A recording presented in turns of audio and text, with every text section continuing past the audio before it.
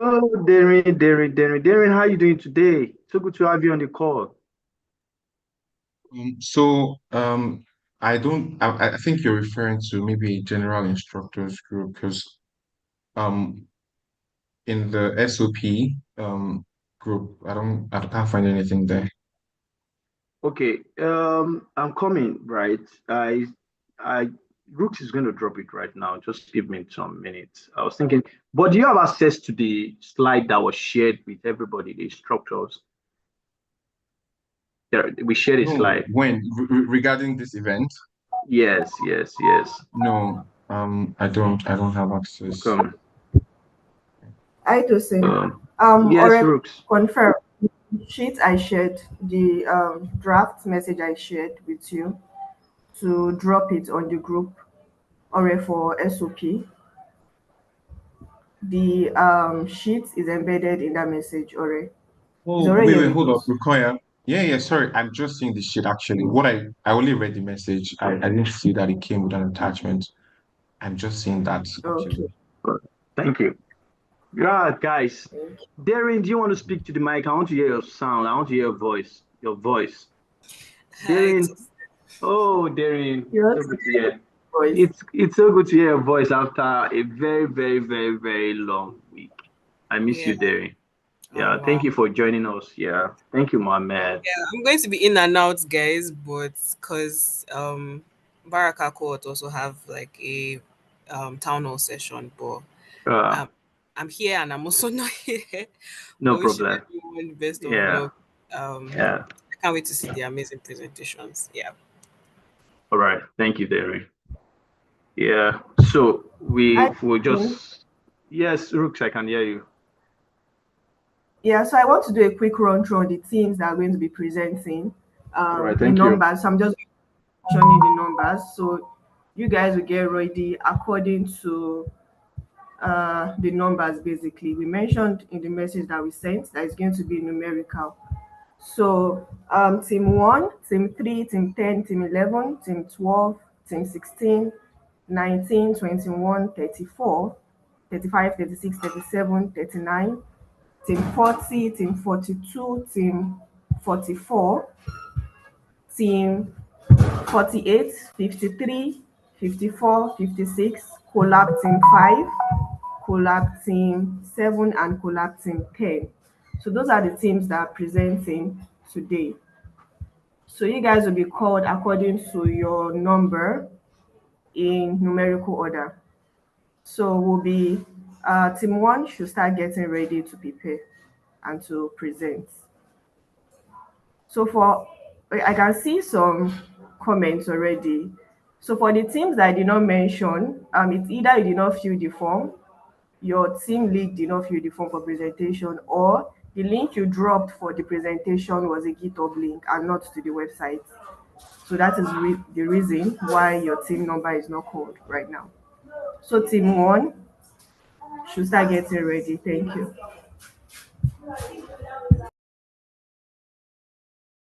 All right. Thank you so much, Rooks. So let's just get a business. Please, Rooks, help me send the invite to Deji. Is really please check the group so that every one of us can be on the same page. Yeah, good evening, everyone. It's so good to have you on the call this evening. I firstly want to say thank you to every one of you for the great job you have been doing and you are still doing towards the completion of your program at Hot School Africa. I can imagine how wonderful the experience has been, the energy, the great work you put into play and everything up until this moment. And I'm really rooting for every one of you this evening. I can't wait to see what you really want to showcase. Yeah, so just a quick brief. This is like the final demo and presentation towards your graduation. And if you look at it very well, we have had about three previous demos, right? And this is like the final one. So for today, we just want to see what your progress looks like. So you might not really necessarily have to tell us anything abstract. Just go straight, tell us this is where our project is, this is what we are doing, this is what the life looks like, this is what the life link looks like, this is what we are solving, so that we can avoid all of those, all of those, stories, Figma, we are done with those stages. This is like the final demo. So I'm really, really rooting for you. You have just 5 minutes for presentation. So it would be good that you just tell us, oh, this is where we are, this is what we have done. That way, it is easier for the panelists to ask you questions. You get. So team one, you have the floor. I want to say thank you to all the panelists on call today, to the L&A team, to the community team for actually joining this conversation. It's so good working with every one of you. The spirit, the show, everything. We are so grateful. We are thankful, and I want to say a big shout out to every of our learners out there. You are the real deal. Like, you guys are really, really doing well. We are thankful for the gift of you. Yeah, and I'm wishing you all the best in your future endeavor. Because this might be like the best place to say this. After now, the next few weeks is your graduation. Yeah, thank you so much. Yeah, so team one. Who's presenting for team one? You have the floor. You had reached out earlier that you would love to present from your hand. So team one, please, you have the floor. Other things, you can actually make sure that your slide, your presentations is already on your screen so that you can just share the screen once your time. Thank you. Team one, you have the floor. 5 minutes for your presentation. Hi, Tosin. Hi, Rooks, I can hear you. Can you hear me? Yes. Check your DM.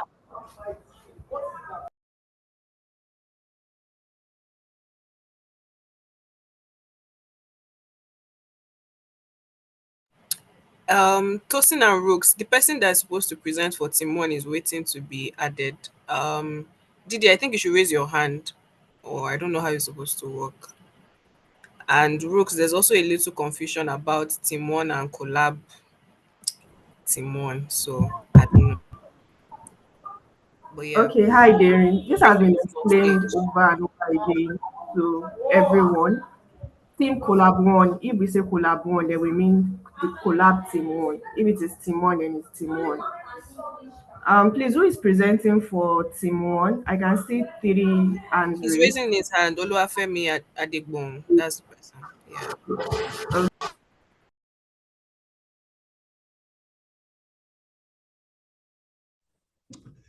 Thank you very much, Rokayat. Good evening, everyone. Can everybody hear me? Yes, Oluwafemi, we can hear you. So, sorry, before you start, I just want to reiterate again. Just take us to your live products, right? You might need not to show us the slide. I'm trying to see how I can share my screen.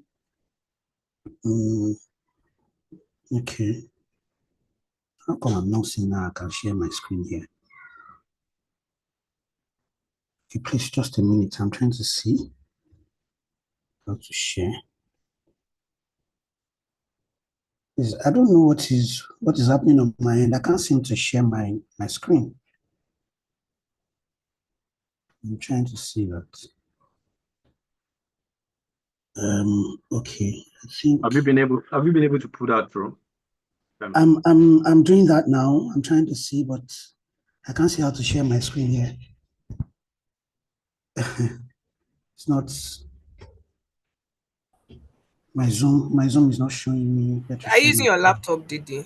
Yes, I'm using my laptop. There should be a share screen option right beside raising your hand.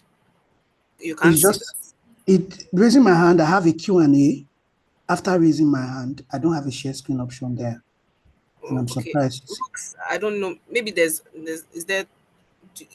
there restriction on access for maybe people that raise their hand or something? You can check that.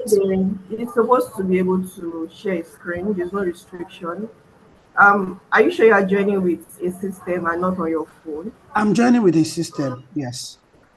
Okay, you should be able to share your screen. You can find like the share screen icon.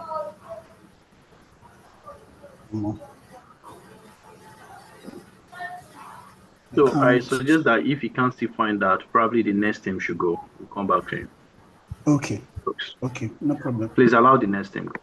All right, that's fine. Okay, so team 3, are you ready to present?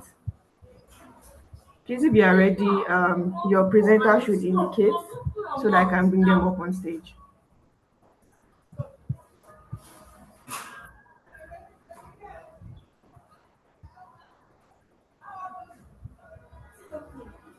Darren, please can you help me with who is presenting for team 3? Yeah, Rooks, they are saying that they can't still share their screen. So I'm coming. So I That is think it's a problem. Exactly. There's no Exactly. share screen. There's no share screen. That's what I was talking about because I was surprised myself. Rooks normally supposed to be between, for us, we can see it's between raise your hand and Q&A, but they are not seeing the share We're screen. not seeing. It's just raise your hand and Q&A here. Raise your hand, Q&A, So transcript, show caption. There's no share screen at all. Sorry. Rukoya, so I think, sorry, hold on. Rukoya, I think what you should do is this. Try to give whatsoever is presenting a panel access. Okay. Invite them as a panelist. So if you invite them as a panelist, they get exactly to share their screen. Okay, so I've invited Oluwafemi Ajegbogun as a panelist. Okay, yeah. So I think that.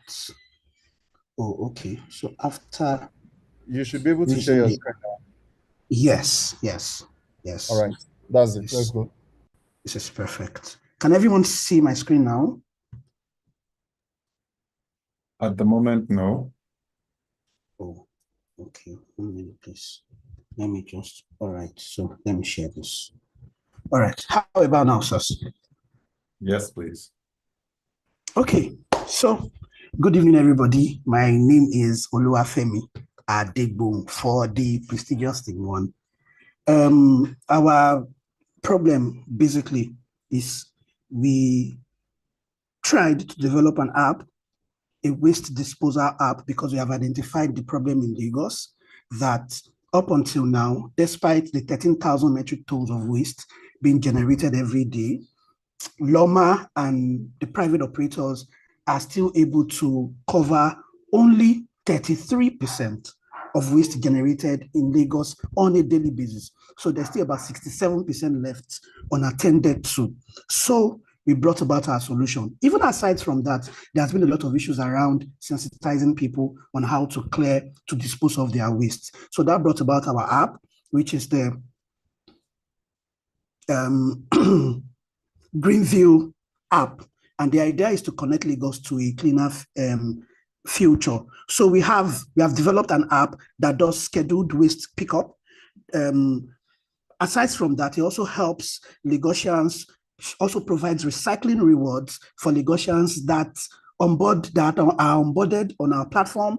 And then we are also trying to create educational tools to sensitize Lagosians on how to, dispose of their waste, both the organic and inorganic ones, and also generate rewards in form of tokens. So we are not just collecting their money and helping them dispose their waste. We're also rewarding them by giving them tokens on their disposals. We also want to provide data insights for our partners, because by the time we liaise with Loma and all the other operators, there'll be like an exchange of data from what we've been able to get on our platform to their own end as well. So it is not only going to end there, we're also going to provide a marketplace for, recycled goods. Like we said, we don't just want to dispose, we also want to create a complete ecosystem for the waste processing. So we are offering the dumpster service, which is like this dumpster in front of the apartments of residences where we can collect their waste whenever we come to their sites to help them to dispose it off. We also have the truck service for large-scale waste collection and disposal, and we also have the industrial service, which is more like a B2B. So we are operating the B2C and the B2B system of waste collection. So our revenue model, we've tailored it into these affordable solutions, from the freemium one, where you can have limited access to disposal, maybe like 3 disposals before we now start charging you. And then you have where you go into the premium one straight away, which is 7,500 in a month. And then we also have the final one. I'm trying to see that on my screen. This thing is covering it. Okay, the business, which is the 22,500 in a month. So let's get into the back end now. So you can go into so these are web app basically. You can either sign up or sign in. So our backend is more like, okay, you want to sign up, so you are creating your account. We are trying to onboard you into the platform. Sorry. So Sorry. Can you hear me? I can hear you. Hello. Yes, I can hear you. The screen is blank. Is it from my end? AJ, I think that's from your end. It's not That's from blank. your end, yeah. I can Sorry, see. Didi, you can go ahead. Okay, so you can sign up. These are our sign up onboarding onboarding part. So you sign up, then you put in your mail at gmail.com, and then you put in a password, and then voila, you're signed up. So on this platform now, on the left side, you have your dashboard, your settings, your tasks, your calendar. So this is the dashboard. So like I said earlier, we are not just collecting your waste and disposing. We are also encouraging you by giving you tokens. So we weigh the waste that you are disposing, and then we generate tokens for you, which you can use. Maybe you can convert to cash later, or you can act as a reward for more collection without having to pay us. So we also have that part on the platform where you have your total request.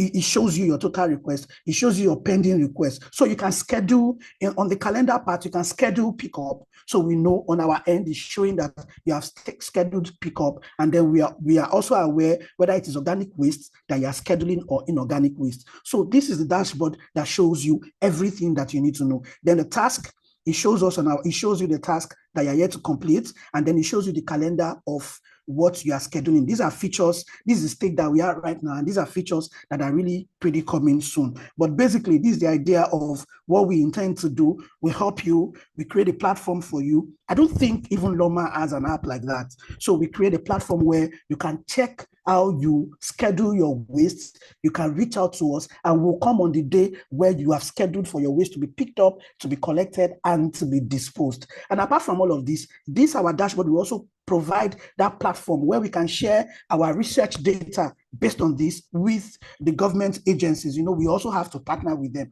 So this can also form a form of revenue for us. So this is where we are basically.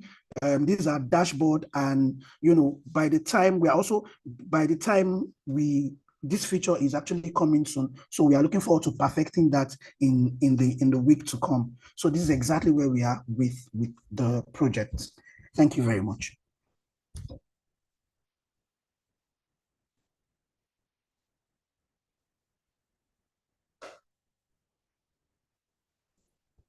Can everyone hear me? Yeah, thank you so much. Yes. Didi, am I right? Is that the Yes. right pronunciation? All right, thank you so much. Yes, sir. Yeah, so I did just give the floor to the panelists to ask for their question. So team 3, please get ready. You have just 5 minutes for presentation. Please, as you are presenting, check the chat box. You did see how many minutes you have left. Yeah, Pablo and Co. Yeah, you have the floor. Okay, hi. Thank you so much for the work. Just a quick one. Did you do a research on the waste management business and yes, what area did you do? I see it's Lagos. Just a quick one. How much does the waste management business bring out, like make in a year in Lagos? Well, we do not have the cost. We don't have a cost of, because it is not only Norma that does waste collection. They also have private operators, and Just quick one. Did you do that research or not? Yes, we did. The revenue is how much? Yeah, how much is it? The revenue is not public. How can I explain it now? It's not publicly shown. Yes, what we have is the collection, which is the tons, the daily tons. Calm down. I just asked. Remember, whenever you're asked a question, try as much as you can to try and answer that question. If you don't have that, just say you don't. Don't substitute it for a new question. Okay, right? Yeah, so that is not public knowledge for when we did our research. Yes.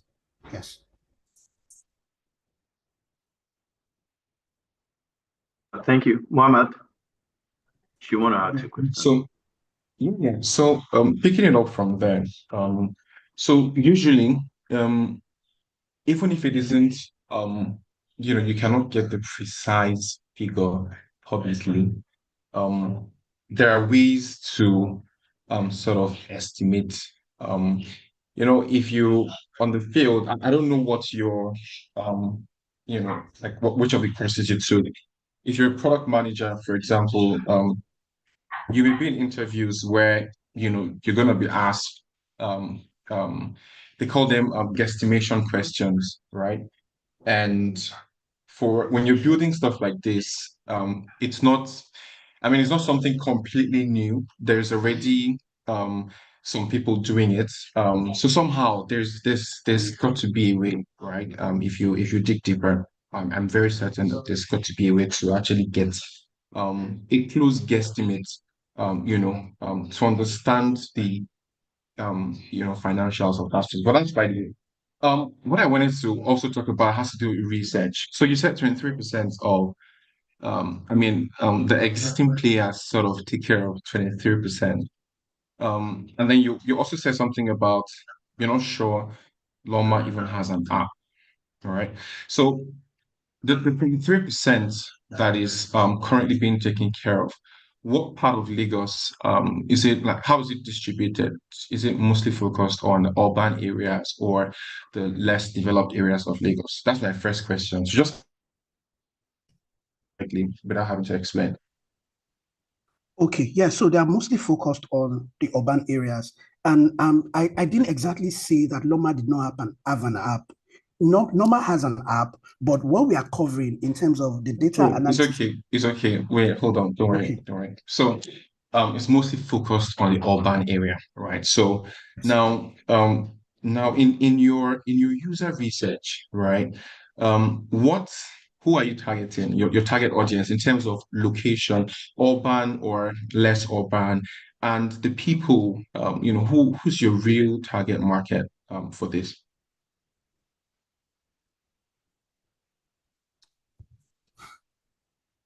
In our user research, we targeted both, we are looking at both the urban and the rural areas.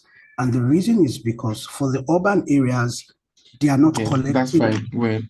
Wait, Okay. just answer. If I need Okay. explanations, I'll ask you to elaborate.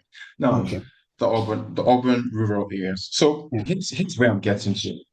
Um, Already for the most part, developed areas have their waste management of taken care of.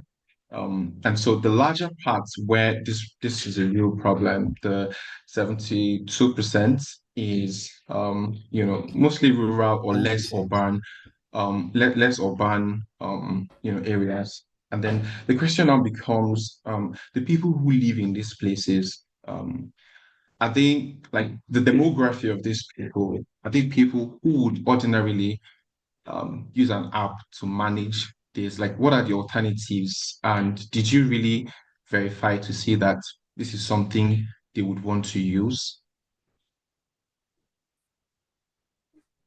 Okay. I'm thinking about Makoko, for example. If you've been to Makoko, I'm thinking, so if I sell this to people living in Makoko, the slums in Makoko, I don't know. I'm curious to know, would they really care about this when it comes to their waste disposal? I'm curious. I don't know. Or if I go to Itamaga in Ikorodu, would they really care about using one app to schedule their pickup? And these are like really deep areas in Lagos where waste management is a real problem. So, did you come about this solution because during your problem discovery, you realize that this is something that actually solves the problem, and the people who you're trying to solve for have indicated that this is something that they're willing to adopt when you launch it to them.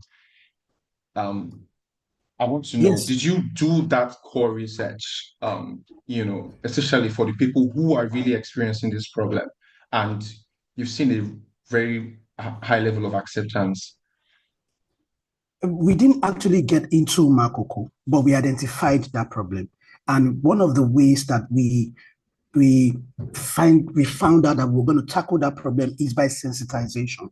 So it's even a marketing strategy for the app. So it is basically by sensitization, which is even a part of our marketing strategy. So we don't get to sell the app to them directly. We get into these areas first of all and sensitize them, because we knew that was what we're going to do to tackle that, to get to onboard them into the business. And for the Makoko part, there are actually when we did a bit of research, there are actually a bit of mildly educated people at those parts that could handle what we are running with the web app. It's not something that is extremely complicated, and we have identified that even within the target audience, there are still a category of people that are educated that can run with the app that we are building. So one of the ways we want to tackle that is to, first of all, creating seminars and sensitizing people in those areas. Okay, just the last one. Sorry, Pablo, I'm sorry. Before you go for the last one, I'm scared about the time. Okay, but so you can so let's manage the time. It's a very quick one. It's a very quick one. Scale of 1 to 10. What is internet connectivity in Makoko type areas, from 0 being nothing, 10 being awesome? Currently, I will give it a 5 in Makoko. All right. My next question was supposed to be around internet penetration, smartphone penetration. Mohammed, I'm very, very sorry. It's fine. Yeah. I get you, but I just want to say to Team One, you guys have done well. So when panelists ask you questions, just answer the question. You're already at the final phase, right? So what you're just doing today is just to pick your feedback and see how you can, retreat and see what you can do better. Do you get? Nothing. Yeah, thank you. I really appreciate Pablo and Mohammed. So let's go. Team 3, I can't see anyone raising up their hand. So thank you, everyone. Yeah, you're welcome. Team 10, you have the floor if somebody's presenting for you. Yes, Team 10 has been brought on stage and giving the panelists version. So Lani, I have the floor. You have to stop by 6:38. Thank you.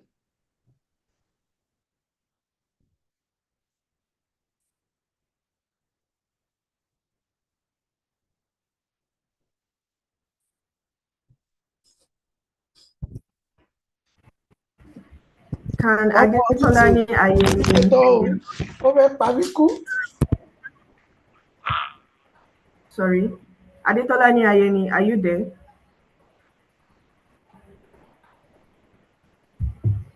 Yes. Olufemi is still there.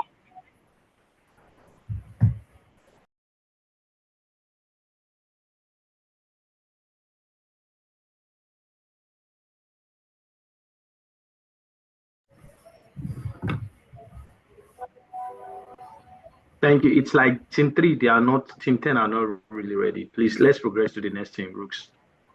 So please, guys, before we call your team, make sure that everything on your laptop, everything is prepared. You are just coming here to share a screen. Team 11, please, who is presenting for Team 11? Team 11, Eko Ibo. Is he here? Presenting for Team 11. Okay. Is he ready, please? Team 11, please raise up your hand. The presenter, let me bring you up on stage. Okay, so this is it. If you know you are ready, like your team is ready, please just drop on the chat box that we are ready, just like Team 45. Are you sure you are ready? Like you have everything ready just for you to share your screen, please. Okay, thank you.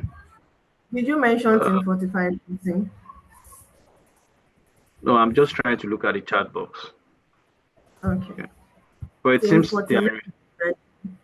Okay, Team 49. So you have Team 49, you have the floor. Thank you. No, I'm sorry. Team 49 does not have the floor. You are not part of the list that is presenting. So please, I dropped the list a while back. Please, if you are on that list, those are the people that are presenting today. All right. Team 21 is ready. Okay, Team 21, Joy, Open, please indicate. Hi, so I can good afternoon, everybody. Good afternoon, Adetolani. Are you ready to Yes, present I'm now? sorry. Yes, I can present now. My mic was not working before. I had to fix it. I'm so sorry. Okay, please share your screen. Okay. Sorry, please, you have just 3 minutes. Thank you. All right, no problem. Okay. Hold on, here we go. Okay. How do I send this in?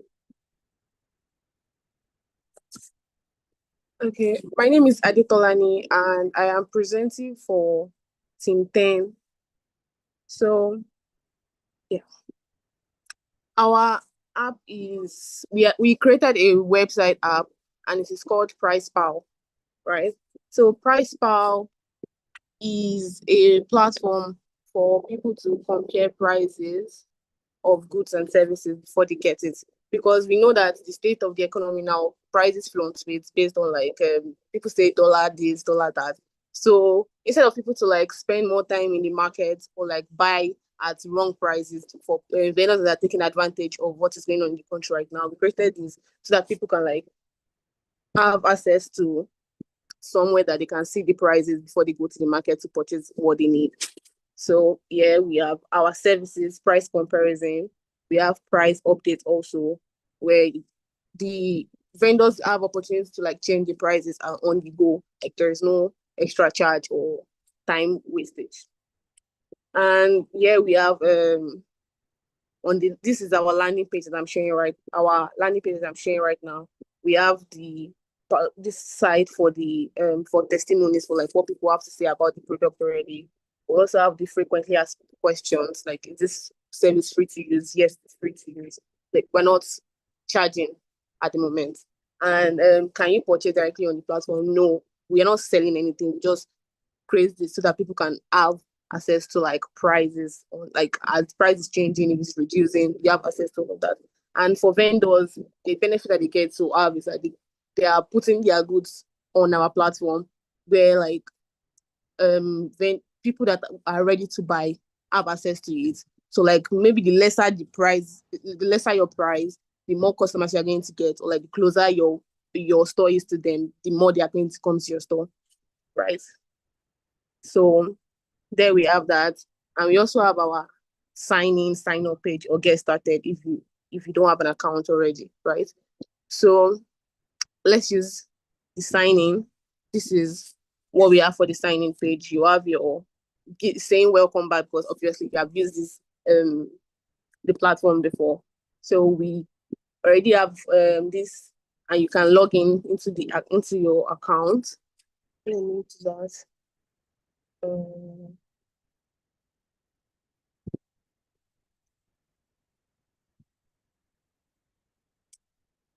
Trying to log in.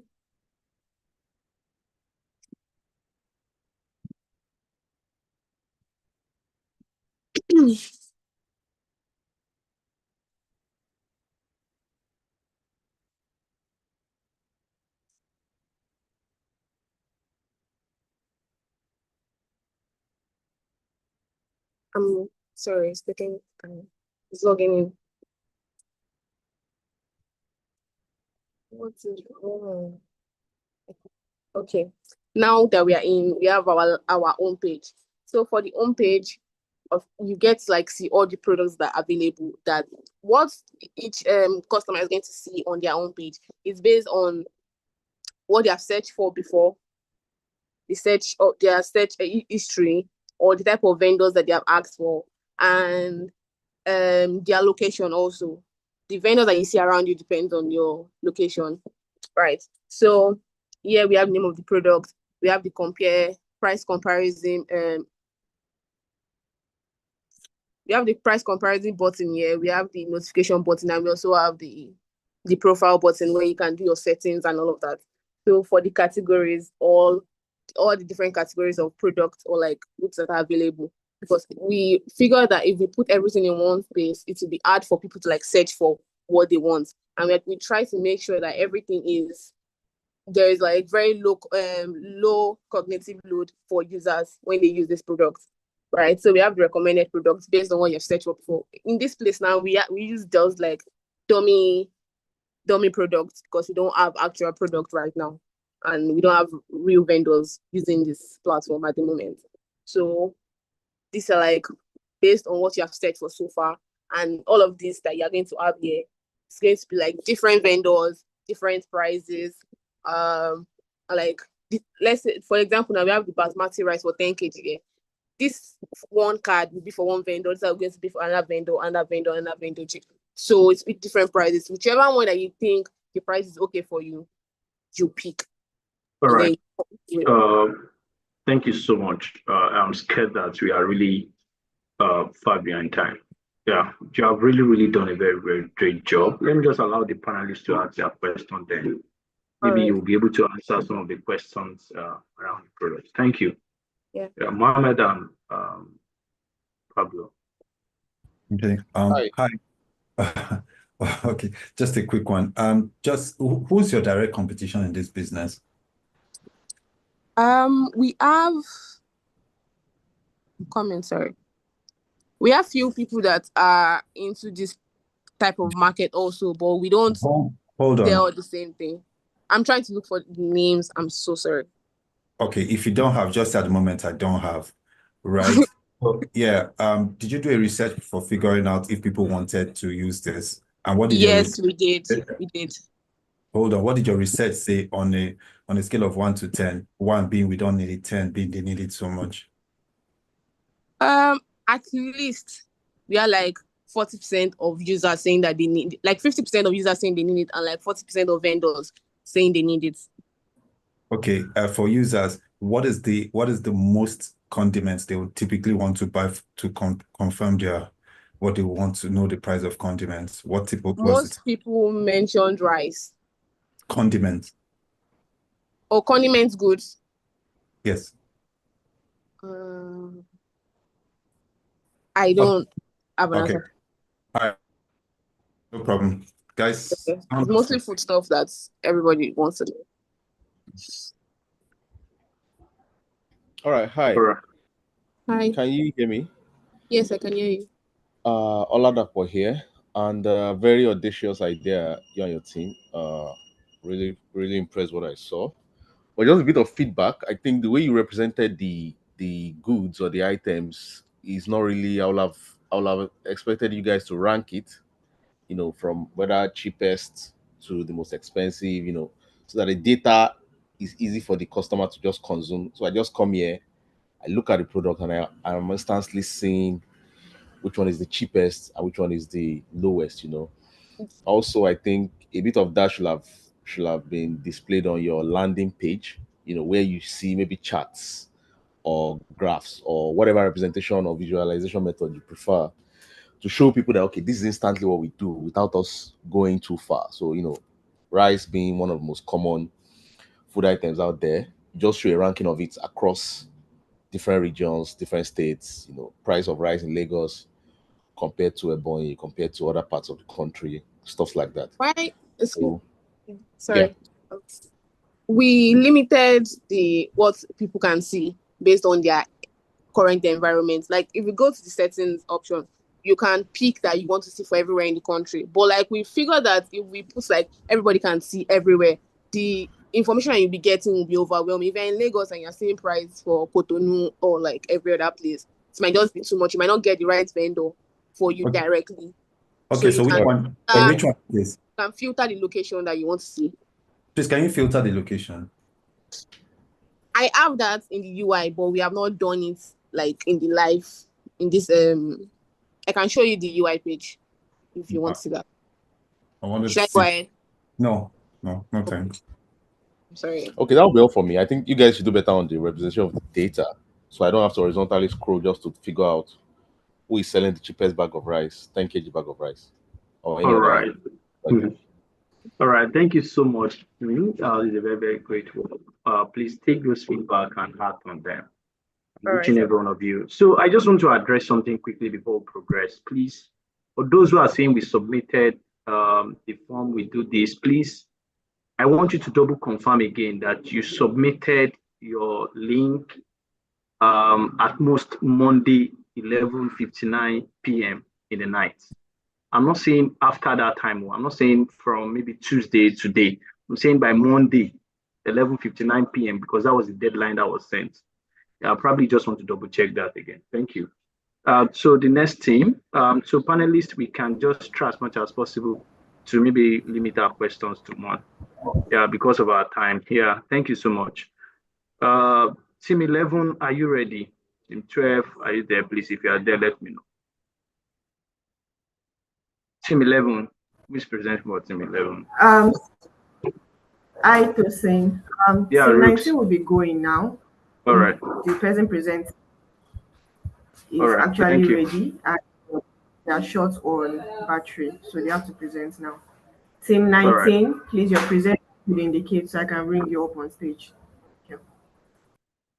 All right. Thank you.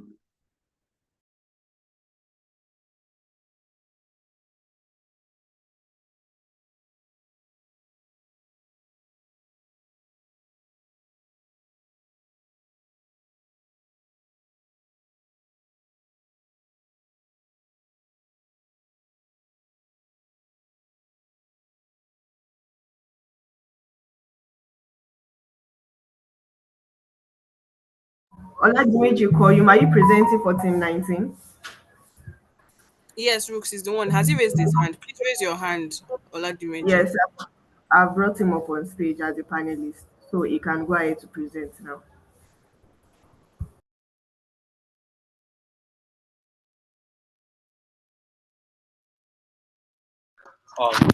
Good afternoon, good evening, everyone.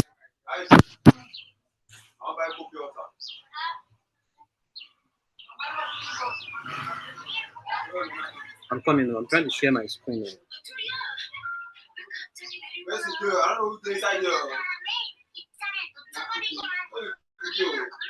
Please, do you want to mute your mic? Thank you.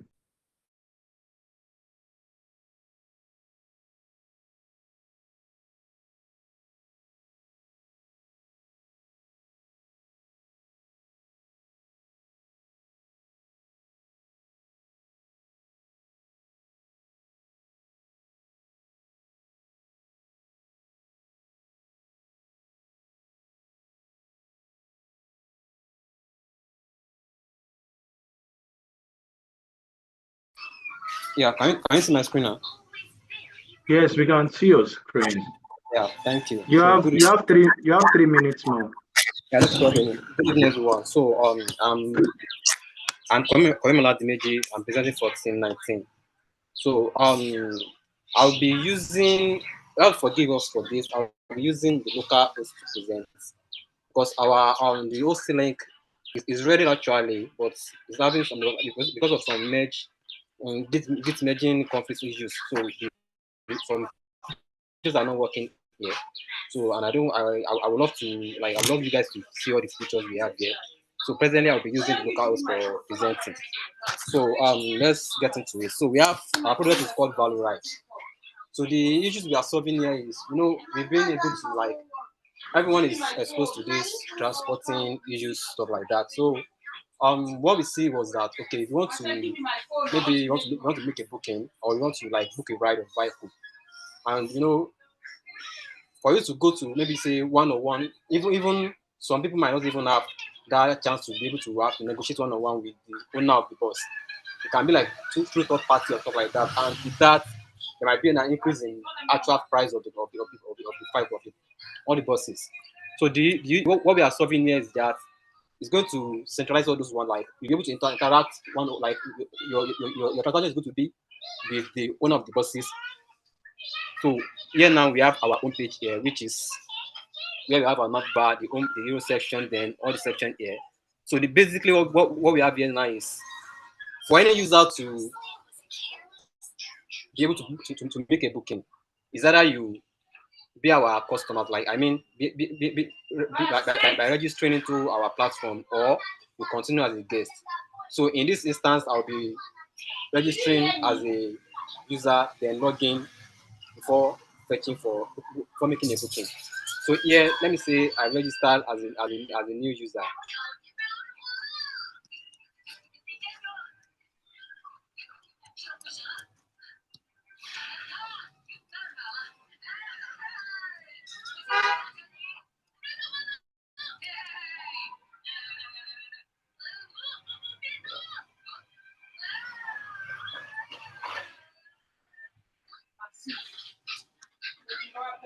So now I register as a user.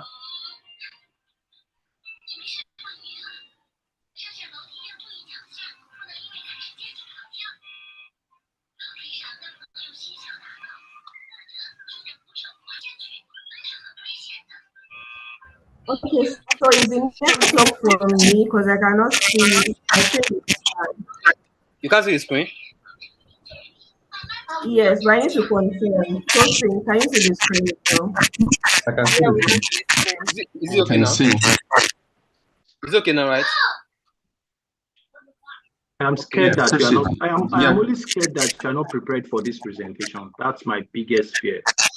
And you are not considering every one of us on this call. We can see your screen, but it looks like you're not prepared.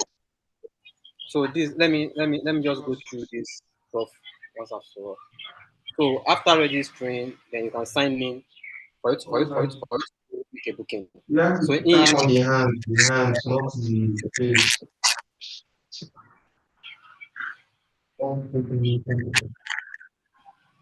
So after searching for buses, it's going to show you the available buses that is available. Like these buses means maybe a owner have already come into our platform, register for buses. Then that's where we have all these buses in here. So for me, after having all the buses here, you can now continue to make a booking.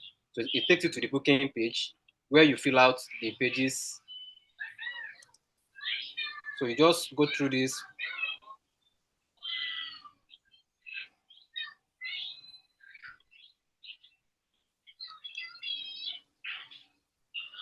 So after filling the booking form,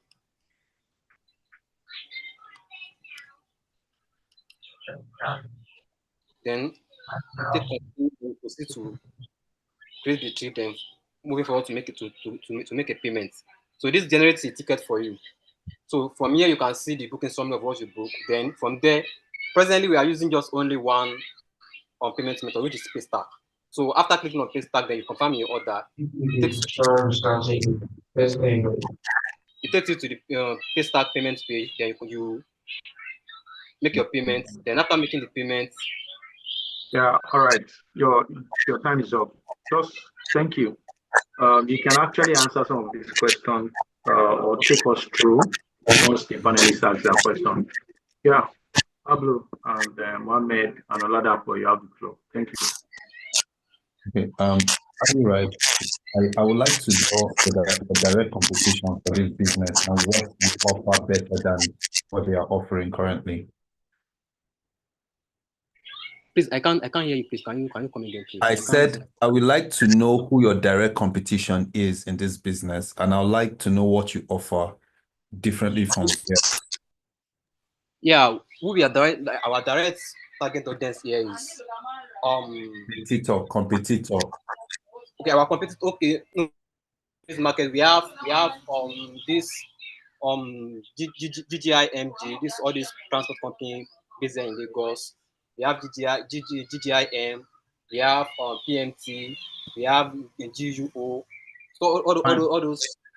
Yeah. So what are you offering that they are not offering? So what we are offering here is in our own platform, we make a separate features where user can track their bookings, even for user and bus owner.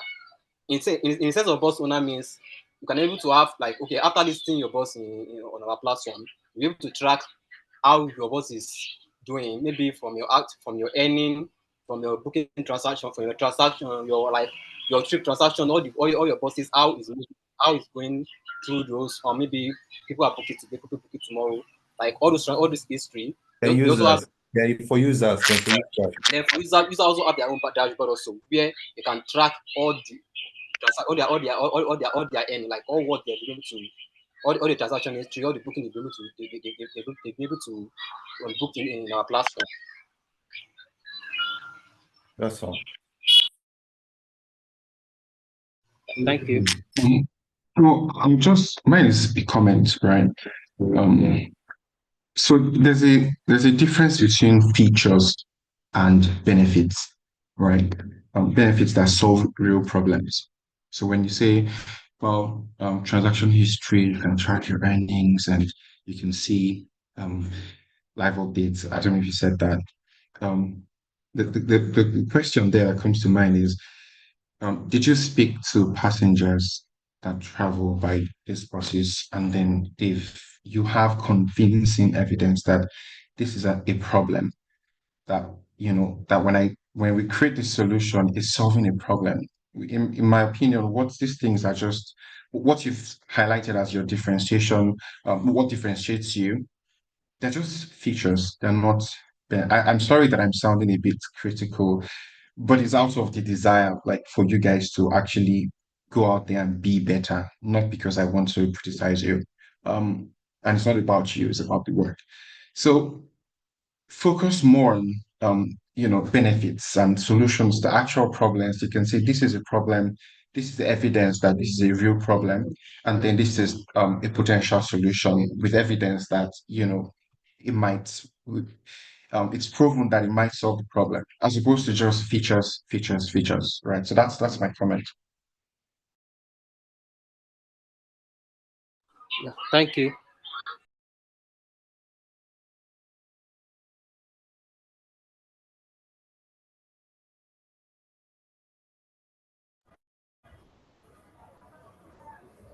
Hi, Tosin, are you there?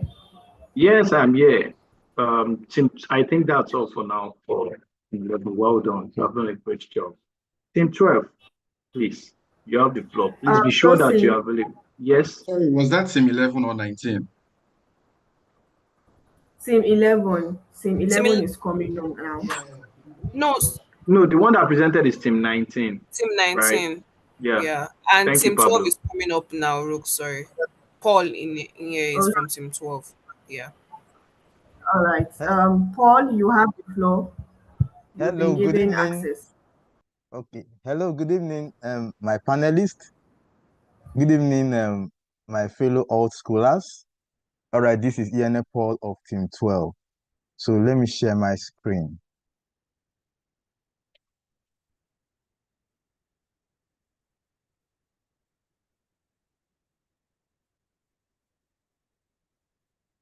All right, so please, can you see my screen?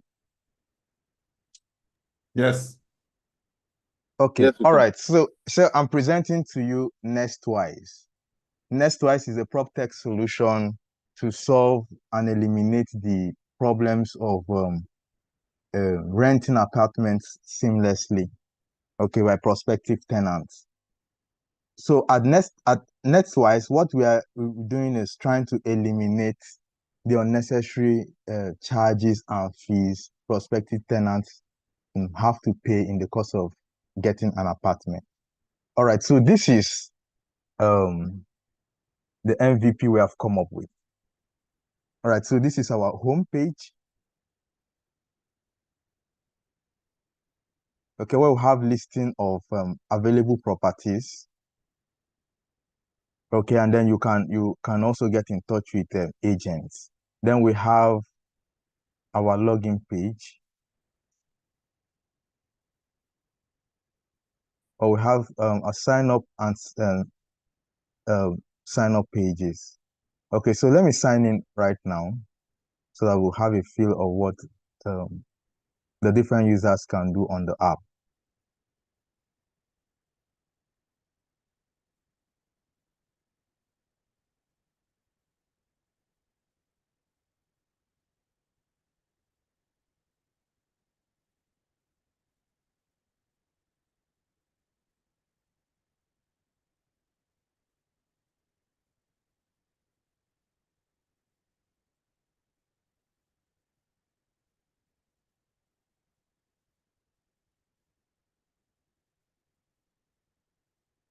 All right, so it prompts you that you've signed in successfully.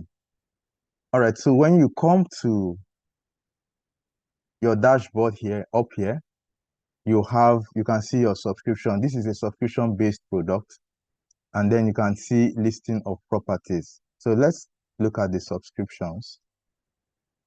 So these are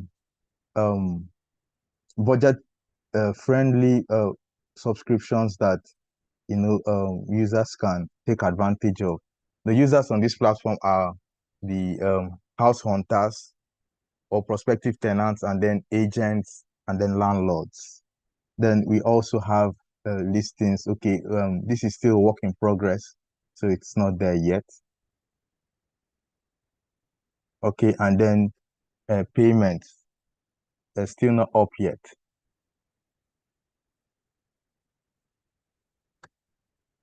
So in Find an Agent tab in the home page or on the header, you can see all the agents on our platform, and you can get in touch with them via email, or via WhatsApp. Okay, so that's basically the primary problem we are here to solve. Thank you.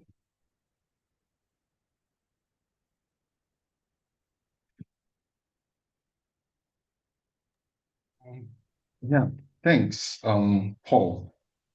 First off, I mean, I like the UI, very clean. And when you talked about solving the problem of, additional fees that people pay when they're trying to like find apartments, I'm like, okay, you have my ears, because that's like a very common problem that virtually everyone on this call can most likely relate to. But I didn't, I was really looking forward to how you plan to solve the problem, but I've not seen a solution. Now, you talked about subscription. You said you're trying to avoid take out fees, but then if subscription is your solution, um, I'm going to pay a fee, and that makes me wonder. I don't hunt for houses every month or every year. Most people don't. So um what do you expect in terms of, because I'm thinking like customer lifetime value, and your MRR, ARR and all of that. And I'm like, okay, how most likely I'm going to just pay this subscription. Let's assume I use the platform. I'll just pay once, which is like almost the equivalent of just paying the same fees. You're telling me you're taking out the fees, extra charges, but I'm still having to pay.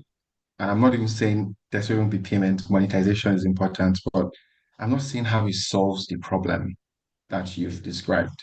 You Oh, you properly okay. captured the problem, but yeah, solution. Okay. Sorry, thank you for pointing that out.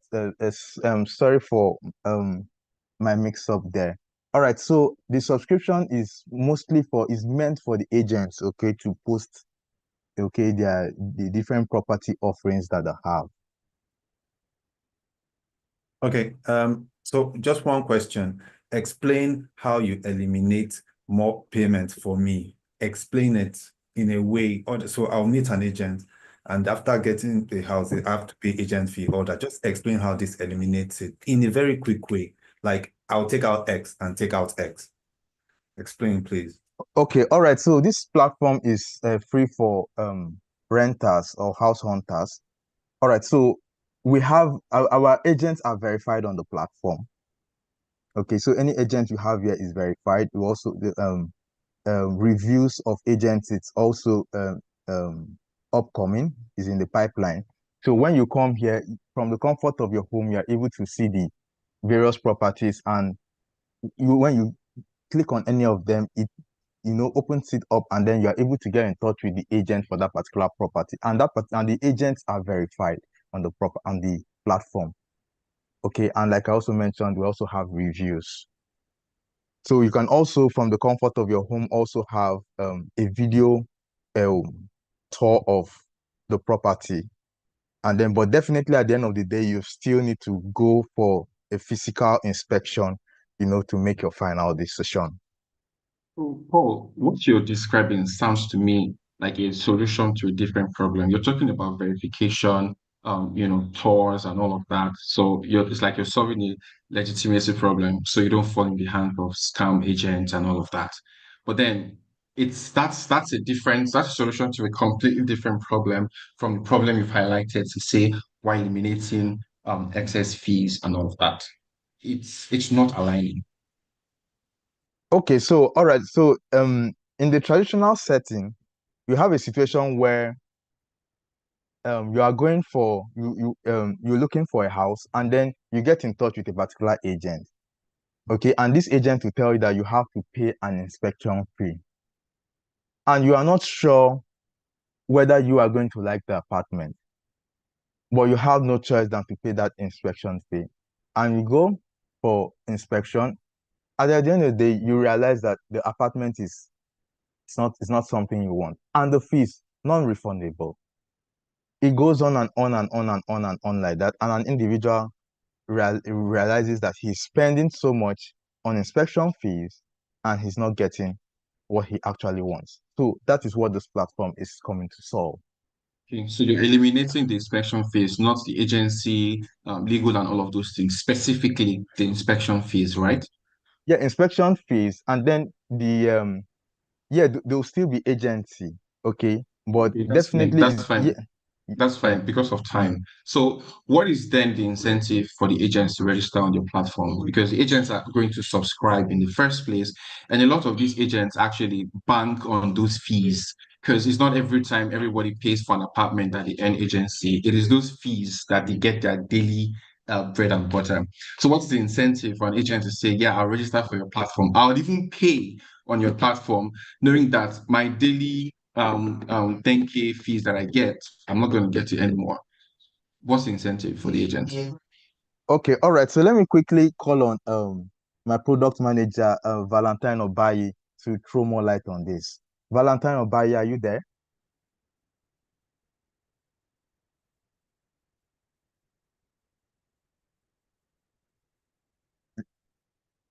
Please, is it possible to get Valentine Obayi to throw more light? Yes, he can mute his mic and speak. So we can manage time. Please, you have just 1 minute left.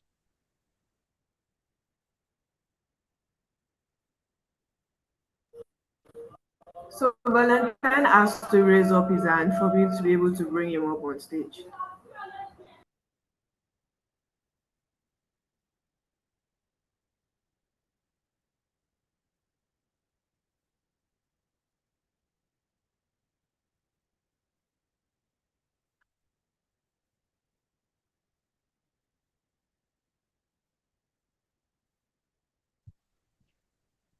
Hello and good evening. Valentine, you're on stage now. Please speak very quickly for your team.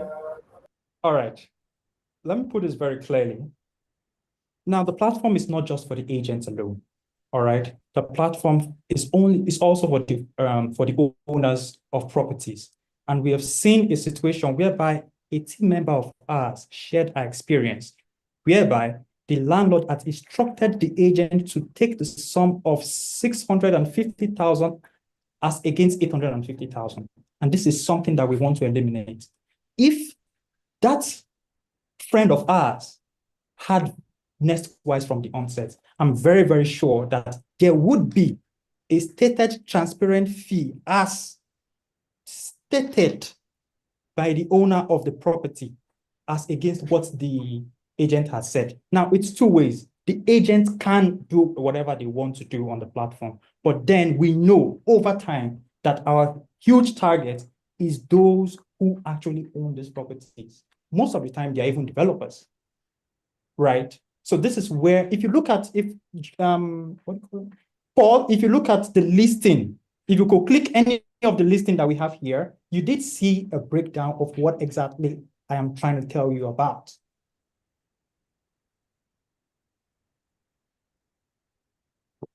Exactly. All right. If you just go a little below, sorry, the details of exactly. Yeah. So here's the thing. This is for a property to purchase. But the idea behind Nestwise, and in fact, if you look at the pricing model, we have a stated one for the landlords or the owners of the properties. This is how we cut out the unnecessary fees. And that is what Nestwise is here to do. And we only deal with primary agents and not just any agents that comes on the platform and wants and has a whole listing of chains of properties, one person links to the other person, links to the other person. We don't want to do that. That is how we verify. All right. Thank you so much. I think you have been able to give context to the answer. Please, I want the panelists to confirm so that we can move ahead. Yeah, let's proceed.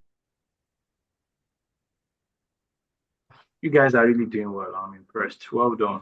Well done. So, Darren, The next Yeah, team. Yeah, thank you Oh, so team much. 11 is thank you next. so much, the panelists. Okay, Team let me drop 11, off. please raise up your hand so that we They are can here bring you already. to the stage. Favor, the floor is yours. Please present your Please, you screen have, and please, let's go please, we are straight. running out of time. Yeah, thank you, Darren. Thanks.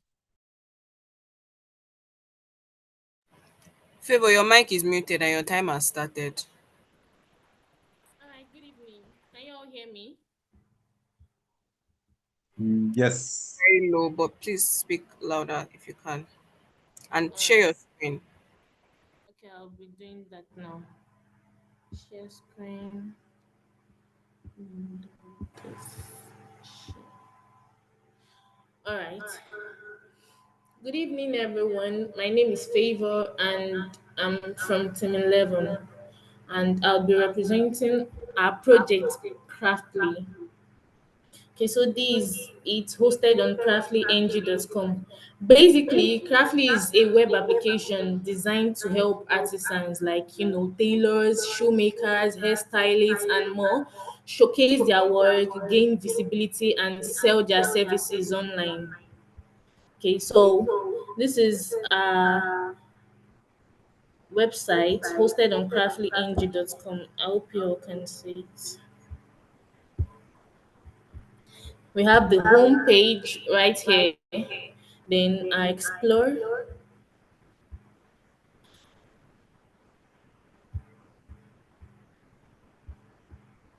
Okay, so this is our Craftly home page. Clean, simple, and focused on artisans. Then I explore. Explore page is a work in progress though. But yeah, artisans can browse different customers can browse different artisans, view their works, and reach out for services. Then for find artisans, here are sample profiles. Each artisan gets a storefront to show their bio, their location, photos of their works, their prices. It's just like a portfolio for these artisans, like a mini website. Then to join, this blog here is like a community for artisans to share their experiences and customers to chat and share experiences. For our sign up page as a new user, when you want to um use Craftly, you either sign up as a buyer. Okay, sign up. You either sign up as a buyer or as an artisan. So you come here, input your name, your email address, then okay, you give a password, confirm password, then okay, let me make an error for the confirm password so you can see what this does. You see, password must be at least 6 characters or password does not match. So, okay, I'll make the correction now. So that actually shows you when you type in a wrong password, so you're able to sign up. Okay, sorry.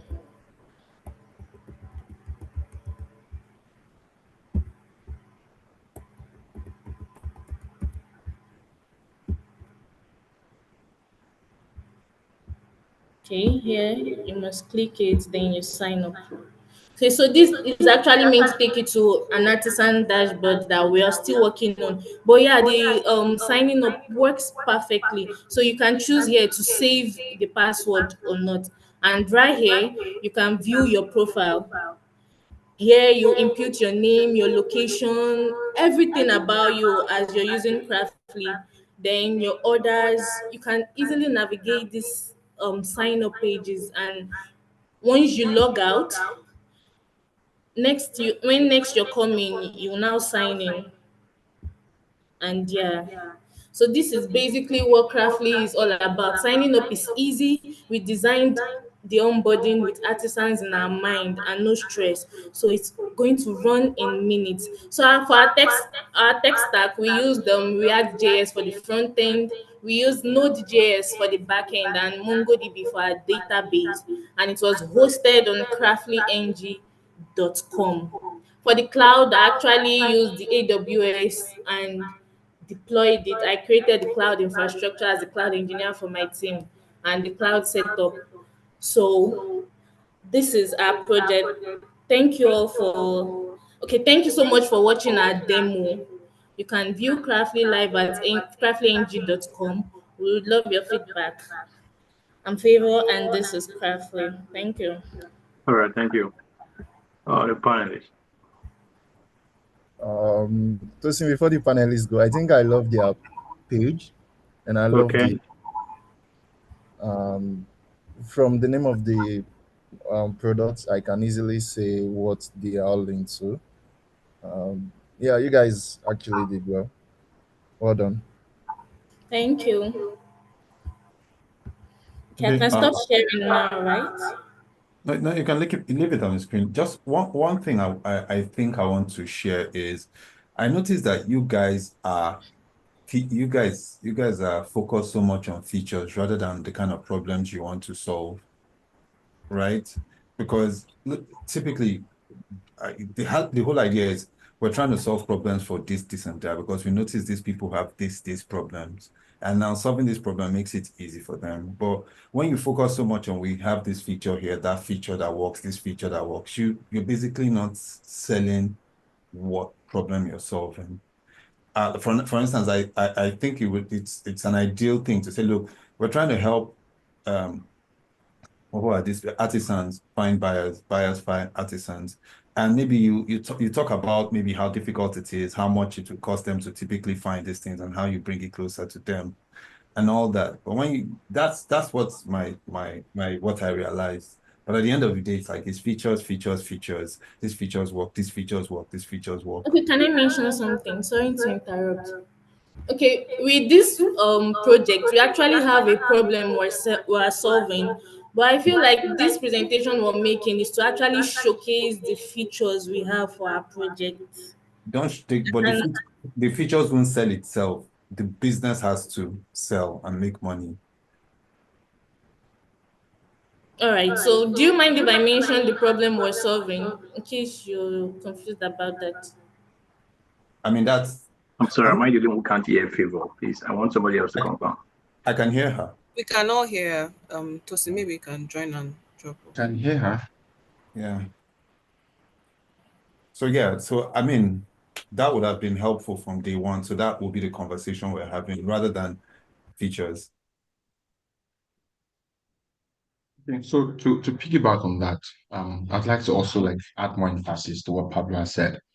Um, when you're presenting like this, and this probably would help other guys that are coming up subsequently, what you want to focus on is the problem that you're solving, how you're solving it, why you're solving it, and why your users, your potential target audience are going to buy it from you, why they're going to pay for it. And then you might also want to chip in what differentiates you from alternatives or competitors, right? Specifically for Craftly, I love the UI, like really, so it's like I'm already like very keen, like I want to click on it. But then what comes to mind is I'm not even thinking of competitors now. You know, there's a difference between competitors and alternatives. Alternatives aren't necessarily competitors. So I'm thinking, what are the alternatives to this? How do I get my artisans? I reach out like word of mouth, right?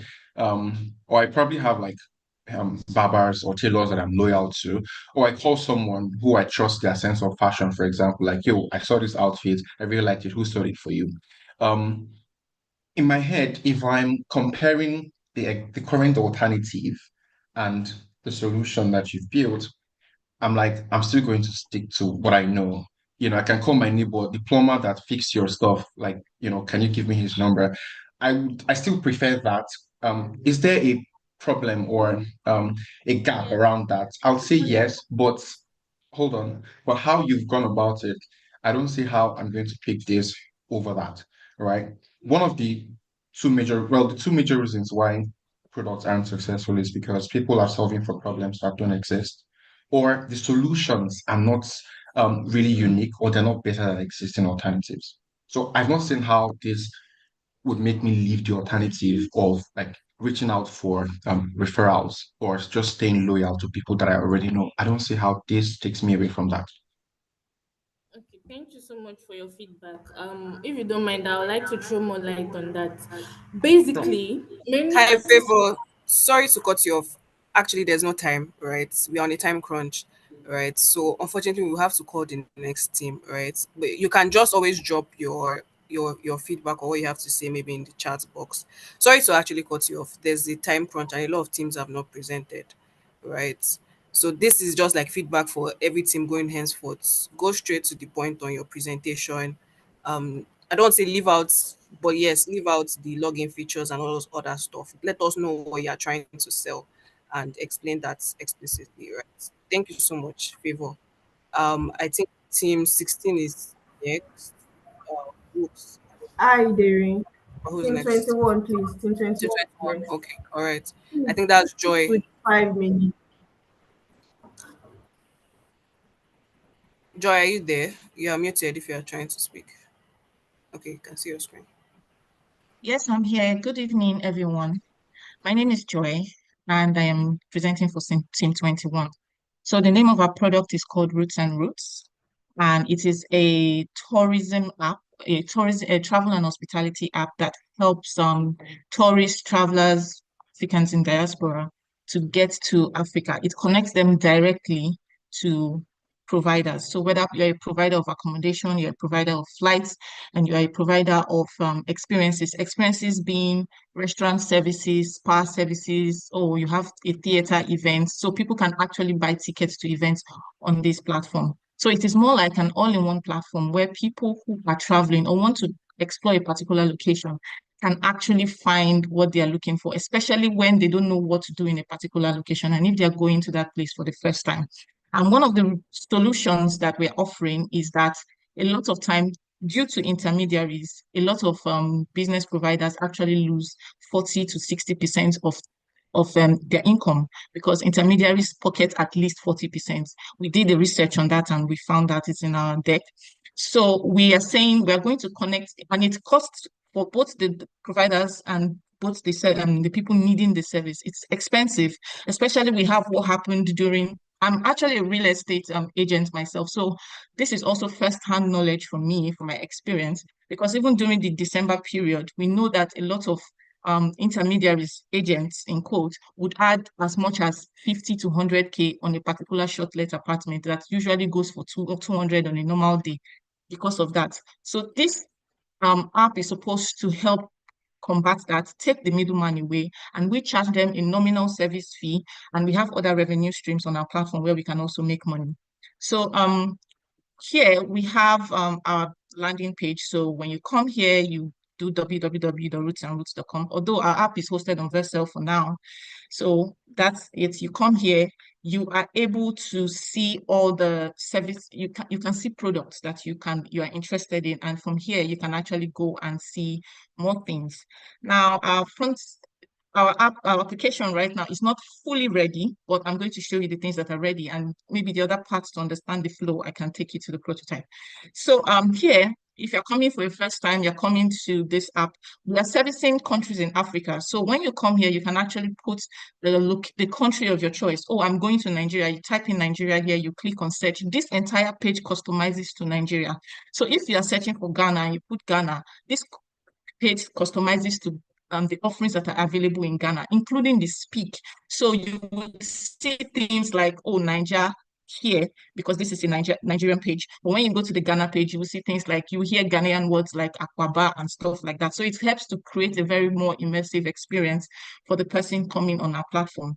And then you can sign in, and this just basically shows you different things on the platform. Then these places, for example, this is the Nigerian page. And if you're a new person and you don't know anywhere in Nigeria and you're looking for where to go, you can click on Lagos and see what Lagos has for you.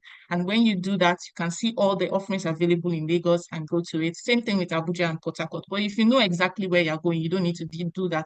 All you need to do is come here, put in your destination, your dates, number of travelers, and search, and everything here below customizes to that selected date. So you can see here showing these available from February 10 to February 16, probably based on what this person has actually imputed here. And then here you can select. So these are deals. We understand that people come in want to have bundle packages. So they might want a place where you're offering flights and you're also offering accommodation, bundle packages. And if it's also experience, you're offering experiences as well. Maybe you're coming for a concert and you want to buy the tickets to Wizkid concert in Lagos.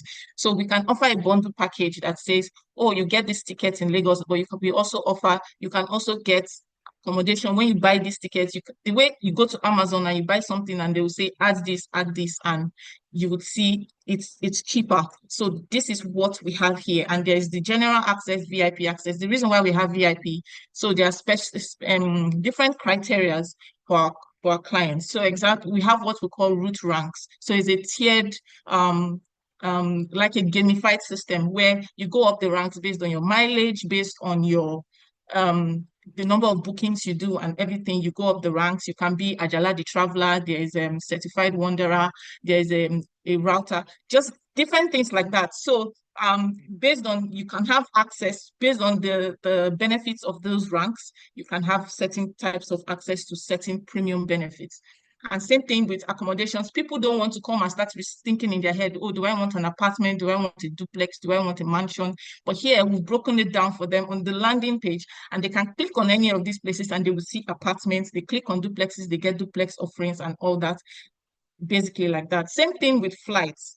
And they will see different flights to that particular location that they've put, especially experiences, events, attractions. Like you want to go and visit the landmark upside down house, you will see it in the attractions and like that. And these are blogs.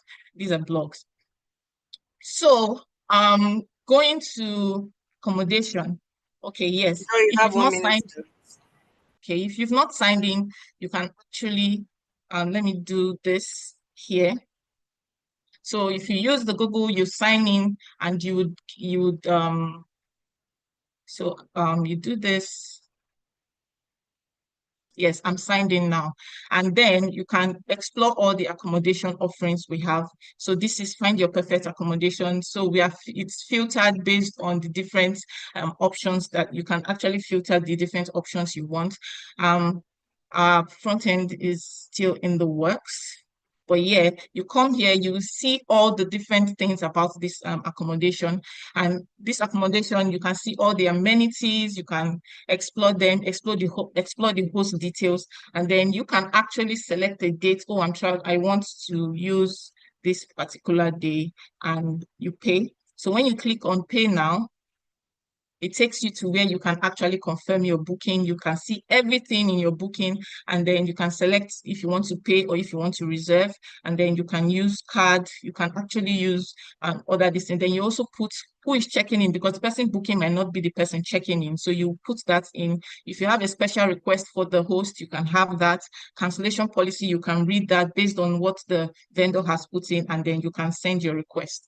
And then there's also the vendors section of this particular platform. So if you're a vendor and you're coming here and you want to actually put your products on this platform, there is a special way. Yes, so this is like a vendor dashboard, yeah. So this is an already existing user. So on this dashboard, you have all this, you have a list of your bookings, your new bookings, your active bookings, your completed bookings, and your canceled bookings. So this is exactly what I'm talking about when I say the route rank. So this vendor has done a lot of trips, and he has a route rank, which is Hospitality Hero. And this is his upcoming booking. So this is his most recent upcoming booking, and this just shows in that. So when he says, oh, start booking, this actually leaves and the next booking starts, and then you can see his earnings. He can also see how much his business is growing, and then his booking list, and he can have that. Then if he wants to, Hi, Joy. Unfortunately, your time is up, right? Sorry. okay, So, I think we can take the questions now. Maybe if the sugars can ask specific questions to maybe another part of your presentation, that would be fine. okay. Thank you. Pablo, Yeah. over to you Yeah, guys. sorry. Before questions, I must say this is a really fantastic presentation. Really, really highly impressed. Great UI, delivery, awesome. And I think the fact that you're you have an experience in the domain knowledge, what you have like great domain knowledge being a real estate person yourself. I think that's very obvious, right? So really, really fantastic. But just to understand your solution better, what you're saying is all these agents add a lot of extra fees, either to the flight booking fees or the like accommodation booking. You're saying we're giving you the original price from your sources, but then you just pay us a small fee. That's what you're saying. We're not Yes. adding any commission. Very simple, straightforward solution. I think Yeah. this is I don't have any specific questions for you. I have more commendations for you. I think this is a job well done. And I would really like to see this go live and make a difference because I'm very familiar with some of the problems in this space myself. So well done. Yeah. First things first. What team is this? Just again. Team 21. Team 21. Roots and routes. Yeah, Yeah. root and root or root and route, anyhow you want to pronounce it. Again, nice work. Look, Thank you.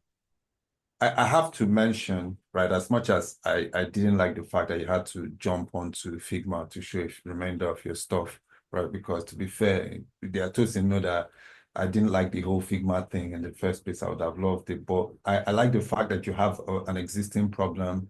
I'll travel to an area. I need roots and routes because I need to jump on stuff. Somewhere down the line, I was about to tell you, so what's the difference between you and Airbnb? Right. But then I don't know if Airbnbs have flight stuff. I don't know if Airbnbs have all No, those they things. don't. Yeah. And so I was like, shut up at a point when I was like, oh, geez, okay, flights and all. Nice work.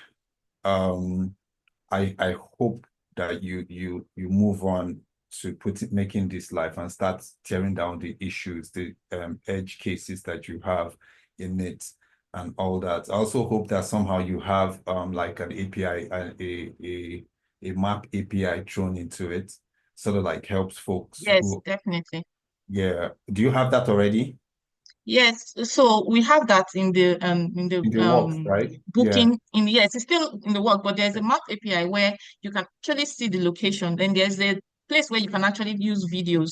So on the with some people, when we did our research, so we asked some people what are like the challenges they had with using other apps. So they said that it's kind of like what we ordered versus what I got. So they will book for a particular place only for them to get to the location, and it is somewhere maybe remote because they can't see where the place is on that platform. So the solution we've provided is that the way you have Google Earth, we're going to impute that and also have, so where you check your map, you will see the normal map thing, and then you can actually click to view like the surroundings of the place to see the area where the place is actually located, if it's actually a residential area or a place you like. Then you can now also do a 3D of inside the building to also see what the inside of the particular apartment is. So it's more like a virtual tour. You can take a virtual tour on the application before you now proceed to make payment if you're satisfied with what you see. Nice, nice. So what's your name? My name is Joy. Joy, so one last help. Please, next time when you're presenting, never mention your disadvantages. Please, don't. You get me? If something is not working, don't talk about it. Just keep going. Please Okay. don't. Because if somebody will shoot you down, they'll All shoot right. you. Sorry, Pablo, I'll have to come in. We are on a time crunch. All right. Not a problem, not a Let's problem. not Thank skip here. you. All right. Thank you so much, Joy. Rooks, if I'm right, Chidera is next, right? Joy, Yes, amazing. team 6. Yes. So please, as one Before you guys person is in, continue, be presenting your screen. Jerry, What? can you hear me? Yes, I can hear you. Okay, so I wanted to say before you guys continue, please stick to the 5 minutes. We are going to be cutting you off if you don't stick to your 5 minutes. Please, time is fast spent. Thank you. All right. Thank you, Rooks. And also I think for the I don't instructors panelists that be giving feedback to 1 minute as well. Thank you so much. Chidera, the floor is yours. Your 5 minutes starts now. Okay, good evening, everyone. Sorry, am I audible? Yes. Yes, please go on. Sorry, which team again? Sorry. Team 16. 16. All right, thanks. Everyone, my name is Chidera Mibuge, and I'm representing Team 16, and well, our product here is called HemoBridge. So as the name implies, it's a smart platform that connects blood donors, hospitals, and blood banks in real time, making it easier to manage supplies. Basically the blood supply system ecosystem in Nigeria, there are huge problems. There's inefficient and insufficient blood supply. There's dominance of commercial donations, meaning that about 90% of the donations come from commercial donors. Whereby there's less than 5% coming from voluntarily non-remunerated donors, and there's infrastructure and logistical limitations. So this is meant to bridge that gap, making it a seamless process, whereby someone that's a newbie just wants to donate blood, it will be much easier for the person to get it to the hospital. Then facilities or hospitals that need, much easier for them to request for, so both sign up on the platform and make that request and those donations. So there's two sections here. There's the donor and the healthcare staff. Yeah, this is donor being, I want to donate as an individual, then the healthcare staff, hospital or, facility. So I'd first sign in as a donor.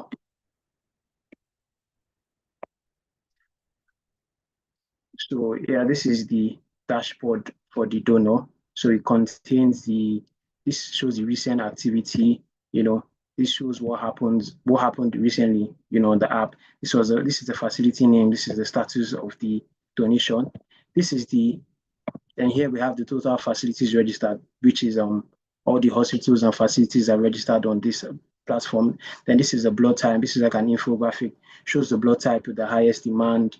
Most hospitals need 25 plus units in the next 24 hours. And this is just like info here as well, what the facilities and hospitals make use of it, hospitals, emergency care. And this is like a fact here. And these are emergency requests where the facilities would request for a blood type. This is information here. They put the name of the facility, the address, operational hours, and I, as a donor, can go. I tell them, okay, this is the date I'm available and this is the time. Then I schedule it. Then it moves to the accepted session whereby the facility has seen it and are waiting for that date. So they say May 5th and you schedule it here. So you guys will be waiting for that date to come. And this is a blood inventory overview, which just shows the hospitals and the address and blood type. Yeah, just some more information. Then here is the donate section. So this shows the facilities, and their information, something similar to that. So you click on this is, a facility now. This is their blood type. This is the stock level.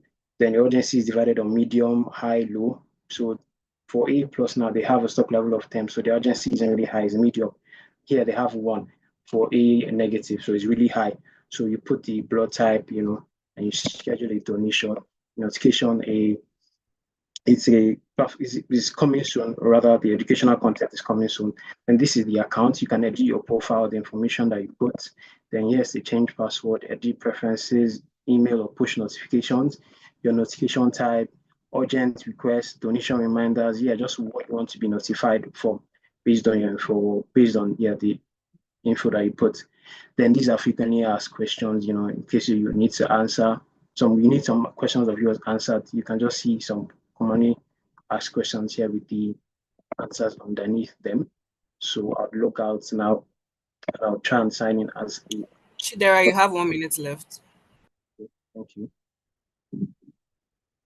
So this is the dashboard for the hospital healthcare. So this is the blood stock levels, the various blood types and the availability. This shows the total donors registered. Then this is donation request, submitted by the donor. Then this is complete, shows that everything has been done, the blood has been completed. This cancelled for various reasons, it didn't go through. And this is an emergency request that the facility submitted. So this has been submitted, still pending for reply, hasn't been replied yet, submitted, scheduled, meaning the donor has replied and they've fixed the date, so they're waiting for that date. So then it's completed as well. This shows that everything has been done, the blood has been donated, submitted, scheduled, and completed. Then this is the inventory. So when a blood sample has been donated and it has been completed, like this B minus now, would have added to the units of B minus available. So that would increase to 12. And this is notification, this is coming. And this is the account section, with the profile and the preferences, the password, and anything that needs to be done. Then these are the questions. Here to report an issue. Here you describe the issue you have, then you submit it. And thank you very, very much. All right. Mohammed, Pablo, over to you guys. Hi, sorry, your name, please. I'm Chidera Mebubi.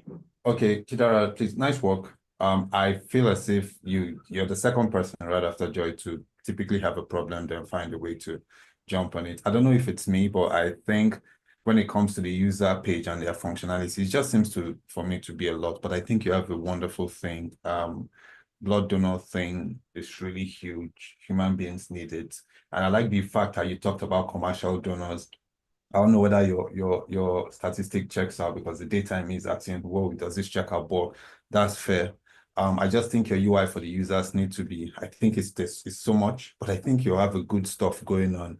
Like you're doing really good service work. So I just think you should work on this, and then your UI for users should be worked on. But I think it's nice problem to solution type stuff and all that. So that's typically all I have to say. Well done. Thank you very much. And the info is it's quite accurate based on the the research that we did. Yes, that's. Thank you very much. That's noted. All right. Mohammed, do you have any other comments for him before we call the next person? No. I was just going to talk about the UI as well, as Pablo has. So, yeah. All right. Thank you so much. Thank you, Chidera. Great job. Shegun Oni, you are next. Please share your screen or mute your mic. Your Okay, 5 minutes have started. good evening, everybody. My name is Shegun, and I'm here to present Team 34. So can you see my screen, please? What team? Yes. Team 34. Okay. Oh, okay. Yes, I can. Okay. So yes, I'm here to present MindPaddy. MindPaddy is a mental health chatbot. It's a body. It's not judgmental, and it supplies all of the emotional needs that an average person needs.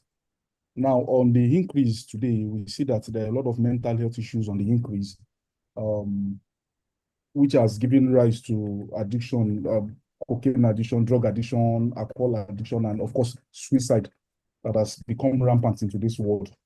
MindPaddy is here to solve the problem such that you are able to chat with a mental health chatbot.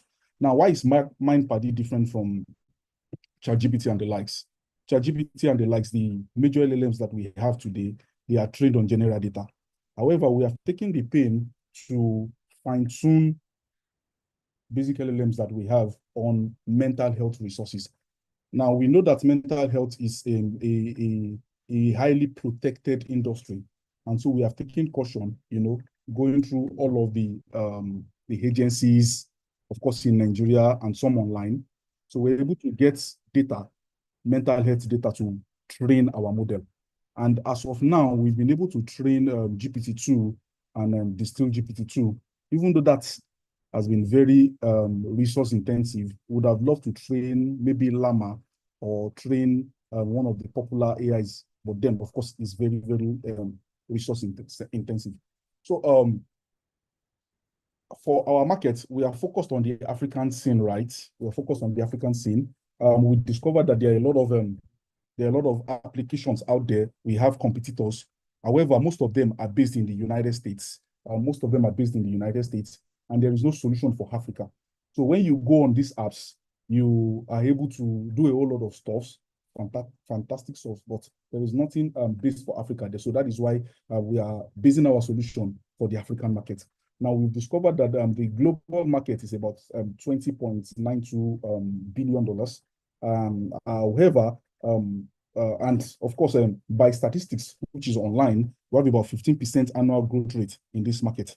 We have come to put forth a solution such that we are able to get a niche in the market. Now, our focus, our target audience are the tech bros and the techies. Now, why the tech bros and the techies? They can afford what we have to offer. So MindParty, like I said, is not just a chatbot. It's an agent AI. It helps connect, you can chat with it. You don't have to feel that somebody is judging you or something. It is emotional in the sense that we've trained it to understand emotions, basic emotions, even though there's a lot of training that needs to be done in that area. And then we've, of course, hosted our applications. So again, our revenue model, right, is the freemium model. So everybody knows the popular ChatGPT. When you come on ChatGPT, you're able to chat on ChatGPT, and even though you are not subscribed, you can chat. But once you become subscribed, you are able to see chat history. However, there is more to ChatGPT when you pay. When you're on their premium service, you have access to more. And that is the same model that we're employing here. So once you come on MindParty, you are able to chat with our base model. However, when you subscribe, you then come up to chat with our fine-tuned model that has emotion, that has intentions, that has all of that. It's able to detect your emotion even from your chat. Now, our model also has the ability to run through sentiment analysis such that it's able to pick sentiment in your word. And of course, it's able to channel you to the right portals. However, I'm having issues deploying now. I think Success is also on the call. Success, please. I think you have been promoted to. You can help me. You can share your screen, please, Success, please, so that we can interact with the model that we have. Even though we had issues, and most of the issue that we had was resources, of course. Training models is quite expensive, but we've been able to overcome such, even though we need more to do more. Hi, Shegun. You have 1 minute left, Oh, right? okay. So if there's anybody coming on stage, I don't know. You have 1 minute left. Success is coming on stage. However, okay, so I can show us the landing page. Of course, we are hosted on Railway. So you have the feature. Basically, it's simple as it can be. Once you click on the start chat, I'm not able to do that now because, of course, our backend is broken right now. One of the applications that we paid for, we discovered that our payments ran out of it, so we are not able to do that. I wanted Success to, of course, come on to share a screen so that we can test on the local scene. Peradventure, we are not able to do that. That is all we have about MindParty. Of course, we know that the market is wide. Africa is so one of the offerings that we also have is we chat with models, of course, in English. How many models can we chat with in our local dialects, which is one of the offerings that we have. We've been able to train, at least with the popular models that we have, to train, to discuss with us in our local dialects, Yoruba, Hausa. Hi, Now, Shegun. Your time is up, right? oh, So I don't know. Pablo, Mohammed, over to Yeah. you guys. Yeah. Yeah. So the interesting thing is, I'm doing some work in the space of AI ethics and governance, and okay. I've built some AI powered tools myself. And when you started, you said something that made me scream inside my head. Like in my Okay. notes, I wrote it down and I put like 10 exclamation marks. You Okay. said you've been able to build something that is going to take care of all the emotional needs of users. And in my Yes. head, I was screaming like AI ethics. So I think when you say that, like it just puts maybe for someone who's informed, it puts me off immediately. There's absolutely no way. There's absolutely no way you're going to make a claim that you've built a chatbot, an AI-powered chatbot that is going to take care of all the emotional needs of a person.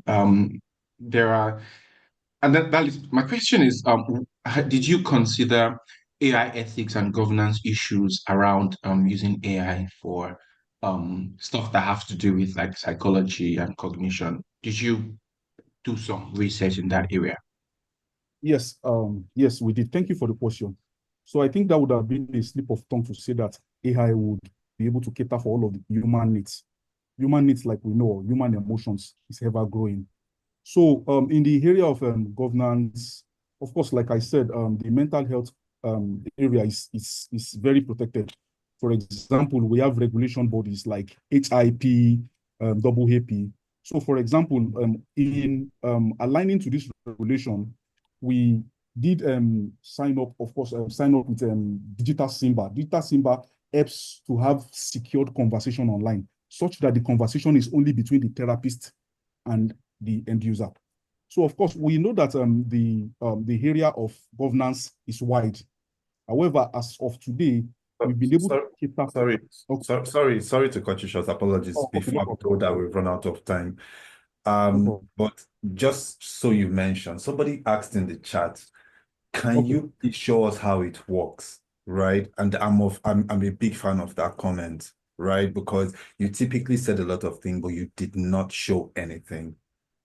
I just want to let you know that it would have helped if you had demoed something, but you didn't. I just thought I should point that out. Oh, okay. Yes, thank you for pointing that out. I'm very sorry for that. Like I said, yes, the reason why I'm showing is because we ran out of the credit that we put online for this application to run. However, if given the opportunity, or maybe on another time, I can send you the link. This is the opportunity, bro. Well, I'm sorry. Based on the resources that we have now, we're not able to do that now because we maxed out on the card that we put online for hosting the large language model that we trained. So I'm not able to do that now. All right. Thank you very much, Shegun. Thank you.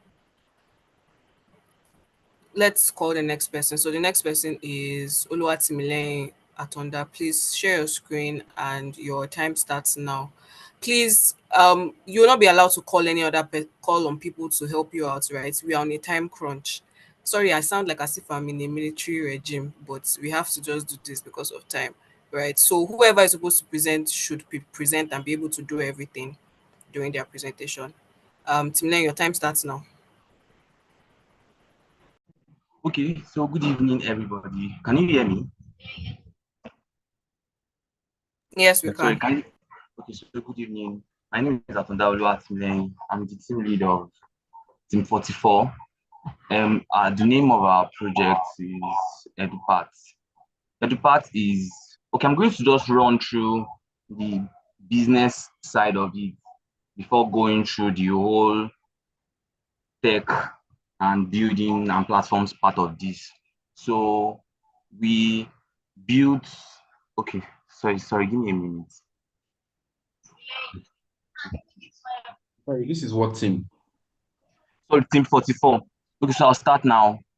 The problem that we identified is that students from secondary school, particularly SS1 to 3, do not know what to focus on, in the sense that they don't know what they want to go and do in the university a lot of times, and a lot of them still follow friends. They don't know what their strengths are. They don't know what to focus on in that sense. And also, because of the kind of education that we have in the country, all of the students are taught together and they are taught the same thing the same way. While in actual sense, our mental capabilities and the way we can learn and handle stuff is different. And that is why we made EduPart. So EduPart it solves that problem by bringing personalized learning, in the sense that we analyze their strengths and weaknesses and then give them modules and materials and resources that can help them learn on their own, either on their own or through mentors. The way that we hope to bring in money for this is by subscription. We have some things on the platforms that are free, and while a lot of some other things are paid. Some of the ones that are free is the ability to come in here and use some of the resources.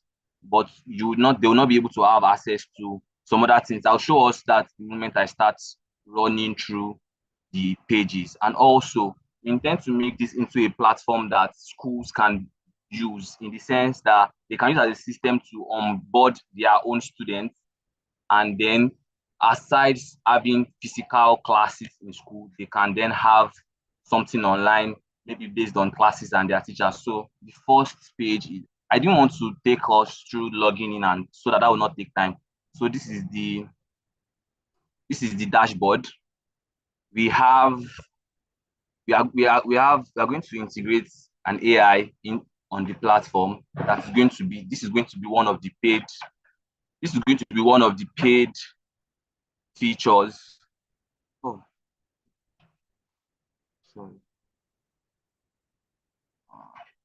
Okay, this is going to be one of the paid features.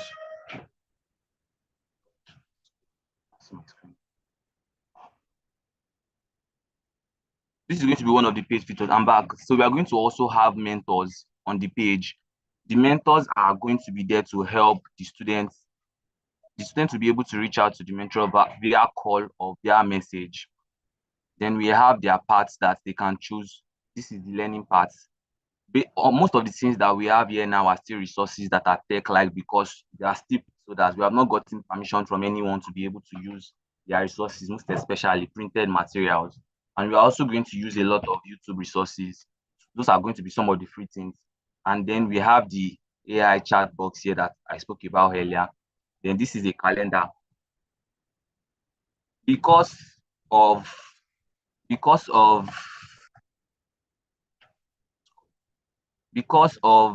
Simone, you have 1 minute left. God, this is bad. Because of the mentors, we have a calendar where the students can see the things that they have struck, maybe with their meetings with their mentor. Then we have a place for assignments, so that they can, for those people that paid for the subscription, so that they'll be able to see their assignments with their mentors. Then we have resources, we have quizzes that they can take, their goals, notifications, so they can set goals that they want to achieve on. Then we have this. So this is, sorry.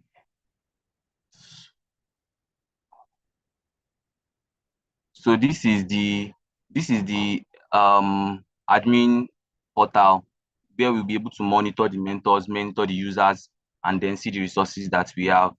So the mentors reports we can for analysis, and then the last one is the mentors platform. This is the mentors dashboard, where this is the place where the mentors will be able to see what their students, the messages to chat with their students, their assignments that they've given, to see the submission dates, to schedule an assignment or a meeting, and they also have access to the resources.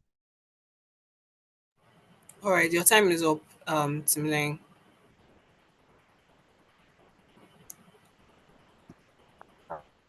All right, Pablo, Mohammed, over to you guys.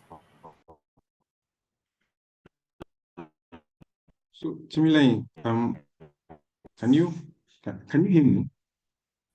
Thank you very much. Yes, I can hear you. But I don't know if he can hear you. I think he should be able to hear you. Timilane, can you hear me? Yeah. Thanks. Yes, I can hear you now. Okay. Great work.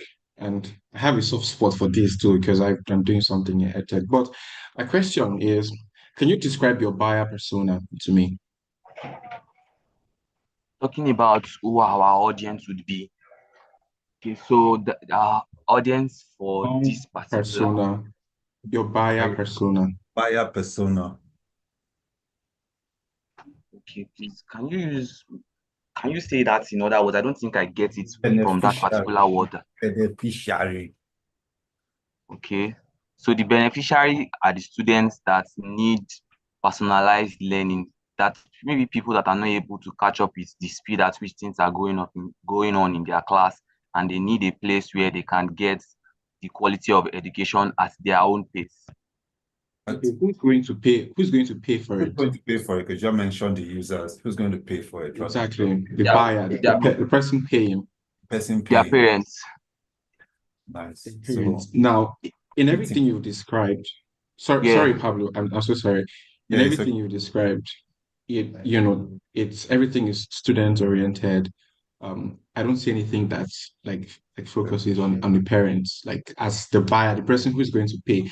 Because the user, I mean, if the buyer doesn't buy it, the user is not going to use it. So I've not seen how you've built it in a way that it gets to the buyer pays for it before it gets to your user. So did you consider the buyer's journey, before talking about the user journey now? Did you consider that? I would say no when it comes to how the student comes to play in this. Okay, that's fair. That's fair. So I think that's just, I'll leave you with that to say when you're buying, when you're building and the user is different from the buyer, you need to consider the buyer as well in the buyer's journey, in the entire in the grand scheme of things, and that's what is mostly missing here.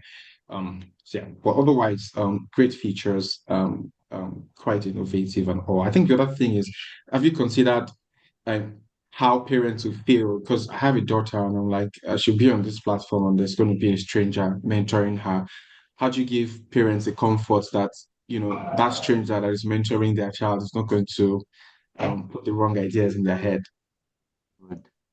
Well, I'll just take this as very solid feedback. Thank you so very much for that. We'll put all All of right. those things into consideration. You're welcome. Okay. Yeah. Okay, all right. Pablo, do you have anything else no, or I mean what he said, basically. okay. All right, thank you very much. Thank you, Timlane. The next person is Osamo Diahen. No, sir. You are next. Please share your screen and unmute your mic. Yes. Are you here? I can't hear you. Yeah, good evening. All right. Please, your time starts now. Okay, You have 5 thank minutes. thank you. Okay, so I'm trying to share my screen now.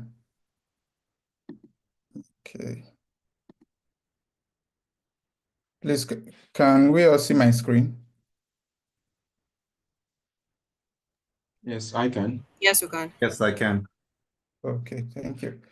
So good evening, everyone. My name is Osamu Damen Usagi, and I'm representing Team 36.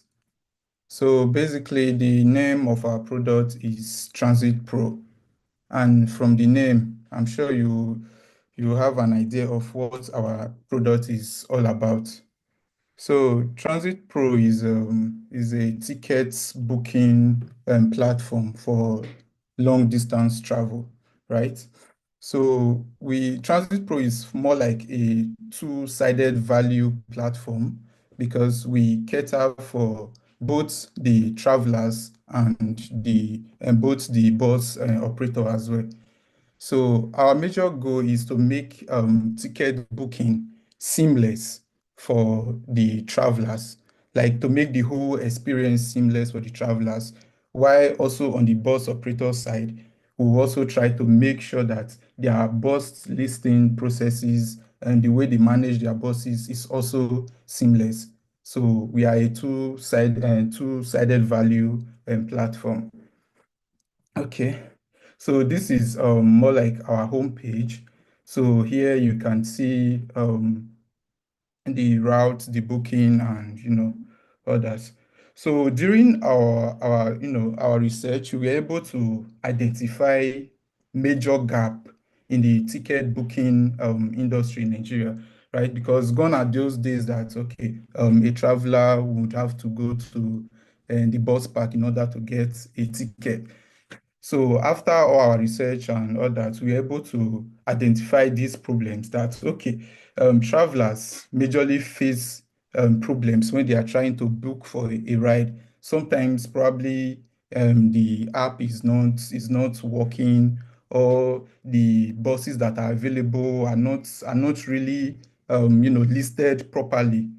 You understand? So, and also, travelers don't normally receive notifications, probably when there is a change in time and all that. They don't receive notification. And whenever travelers are trying to cancel their bookings and get refund, is a hassle. Sometimes you have to be calling them, going to the park just to, get your refund. So after all of this, we came to the conclusion that, okay, let's make a one in all app that travelers can seamlessly do all this. They can book, they can, reschedule their tickets.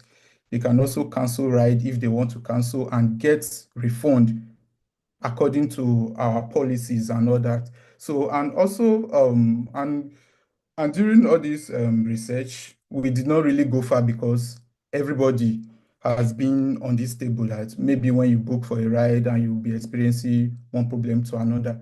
And we used a case study. For example, God is Good, which we were able to use them as a case study because they also have a ticket booking app.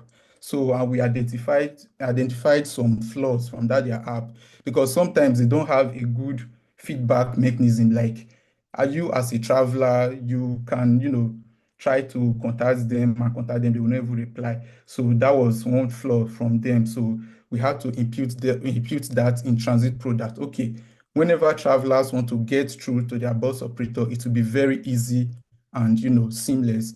And also live tracking. We also included live tracking with Transit Pro so that you can monitor your movement. While you are traveling, you can monitor your movement, and so you can know when to arrive and, and all of that. So if you go down here, you'll see We have 1 minute left. Okay.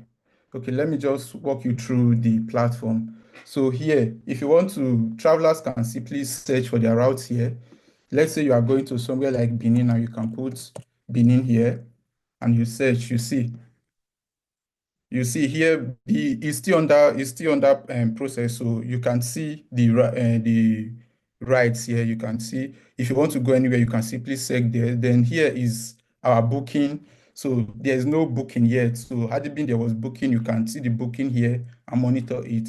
Then for our feedback here, you can also contact us, which is very, very seamless. You can put your name and all of that. Okay, so basically, this is just like a rundown of the features we offer in order to, solve those problems we have identified, like real-time updates, seamless booking, smart payments, and all that. Okay, so for the dashboard, our backend is currently broken, so I would have liked to, log All in right, your those. time is up actually. So unfortunately, yeah.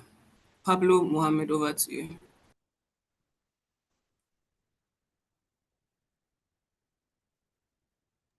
Okay. So what track did you enroll in, or were you graduating from?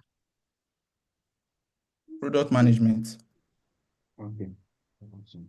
So when you started with an assumption that when we heard the name of the product, we already have an idea of what it's about. Then you went on to make a lot of other assumptions as you represented. One of the things that would make you look bad as a product manager is when you're making assumptions, like work with verifiable facts. And just for the record, what I thought when I saw Transit Pro is not what you presented. So that's not the case. Secondly, you're building a marketplace, right? Where bus service providers and passengers are going to meet. So you don't own the buses, you're like a middleman. And like Yes. you've alluded to, and not just God is good. If you did your research properly, you find that a good number of these service Yes, yes. providers I have just their give own an platform. Yeah, they have their own platform. So they own the buses, they own the platforms, they are in full control. You're building a platform. You don't the level of control they have, you don't have it. So there's going to be a big gap in the way in the service that you deliver to your users, the travelers now. So how do you like what's that unique thing that you bring to the table? But before you answer that, you've talked about some of the inefficiencies because you said went through the GIG modules app and all of that. You've gone through some of these inefficiencies. Now, these inefficiencies aren't necessarily a platform problem. It's a problem with the service providers themselves. So your platform isn't necessarily going to solve the problem for or with the service because you're not even building specifically for the service provider. If there's there's an issue of a refund, so if I booked my transport on my trip on Transit Pro and I've booked and whoever the service provider is, if they're delaying on refunds, Transit Pro, what difference is Transit Pro going to make? Whether it's on their platform or on Transit Pro, it's the company's problem. It's not the platform problem, right? So for me, I think you haven't really done the problem discovering well enough. Maybe you should be trying to solve for these transport companies if they are in their apps aren't so great. Maybe you want to build a B2B solution that helps them serve their users properly. So they just subscribe to your platform instead of having to build that. As opposed to trying to do the marketplace thing. Already, they own the buses, they own the platforms, passengers know them. Why should I come to Transit Pro? You haven't even proven that. Okay, what we aim to achieve with Transit Pro is basically to, develop the operator side in a way that those big companies that you just mentioned would like to, more like mirroring our, operator admin. You understand? If we can, fetch them the passengers, right? Then our admin, that's the operator side, should be able to, work hand in hand with the markets that we are bringing to them in a way that they would like to change those things on their own end that are, causing those loopholes in their platform. That is what we are trying to achieve with, Transit Pro. So All right. Mohammed, sorry, we actually have on a time crunch, right? Sure. Let's proceed. Yeah, we have to proceed to the next person. All right. Thank you, Osamuda. Olua Tomisin Ajayi, you are next. Please share your screen and yeah. Also, can you stop sharing your screen, Musa, so that next person can go. All right. All right. Okay. Oluwatomisin, you can share your screen. Your time starts now. Sorry, before okay, your time doesn't start now. Just for Pablo and Mohammed, sorry, please, if you guys can just give more feedbacks and maybe less of asking questions, so that because of our time, right, you can just give feedbacks on what the teams can work on. Yeah, thank you. Noted. Tomisin, your time starts now. Good evening, everyone. My name is Oluwatomisi Ajayi, and I'll be representing Team 37. Our solution is Righties NG. Righties NG is a digital platform that offers legal support and free and accessible legal support and helps to bridge a connection between the legal practitioners and customers. So it's a consultation app, and we have the login and the sign in, but I won't be going through that. So I'll just be going, I've already signed in as a customer. So we have it in such a way that you can sign in as a lawyer, sign up as a lawyer rather, or sign up as a customer, someone that is in need of legal assistance. So our major feature is actually to book consultations. That means you have ability to book a consultation and, seek legal support from legal practitioners depending on the issue you need legal assistance for. So I'll be clicking on the book consultation, where you can select the date, and also you can select a lawyer. So we actually have like different practitioners addressing different issues from family, divorce, criminal, intellectual property, and all of that. So you can just select a lawyer, then also you can book a time slot, then you enter your full name and you make payments. So we have a fixed amount, which is 20,000 naira for all our services, right? So you can book consultation. So we integrated the Paystack payment API to ensure payment to facilitate our payments rather.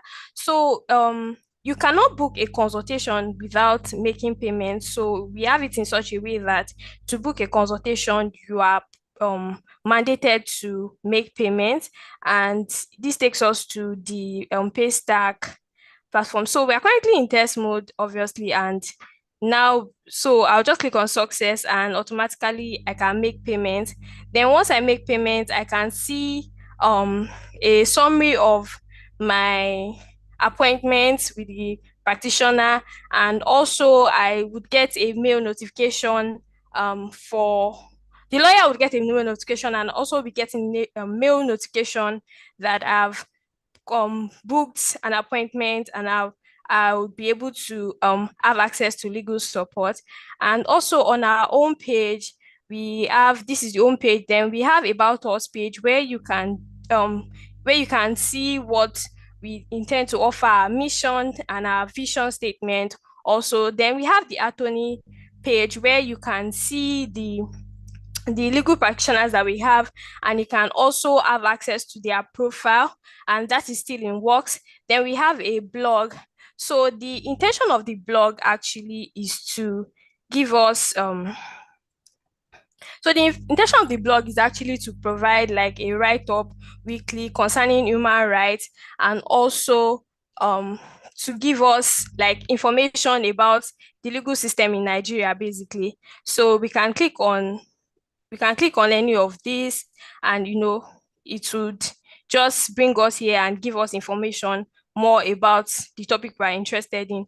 Then we have a contact us page where we can, where you the user customer can actually reach out to us if they have any questions and assistance. So one of our the main target of our product is to enable consultation and also convenience rather.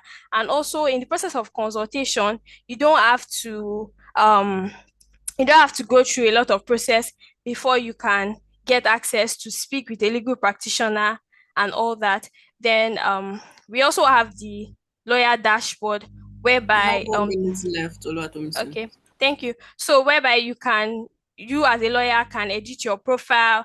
You can also ensure you can put all information about you so as to enable the person that will be booking your services learn more about you when the person clicks on the attorney page and checks on your profile.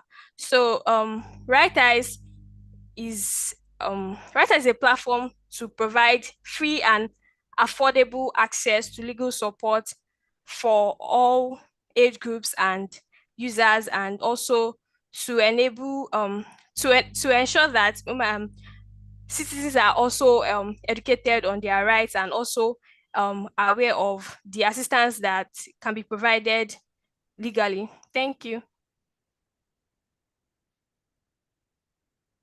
All right, Pablo, Mohammed, Hi, over to you. well done, Oluwatomisin.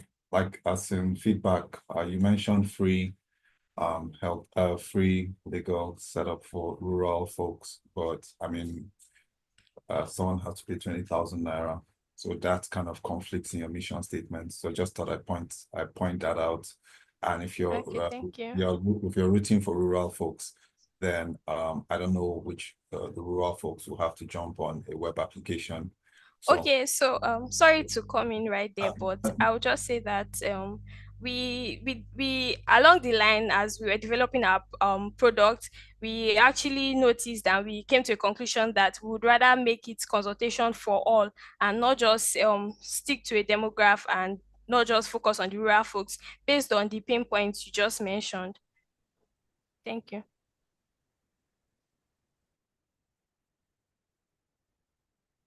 Mohammed, do you have any? Okay, yeah. Yeah, so the question I had was I mean, this is essentially a marketplace. Well, not a question, it's a marketplace. So I mean, it's similar to the one I asked the other guys on the crafting thing. So when you look at this, like the problem, the space you're trying to solve a problem in, what is the current alternative? I can't even think of any competitors, right? But what is the current alternative? If I have legal problems, I'm going to reach out to my network and think, yo, I need a lawyer. How many people actually go online to say, well, I need to find a lawyer, right? In my opinion, I may be wrong, but I don't see how this performs better than the current alternatives. I'll have friends or associates that'll tell me, yeah, well, I know this lawyer is badass, right? And I prefer to use that.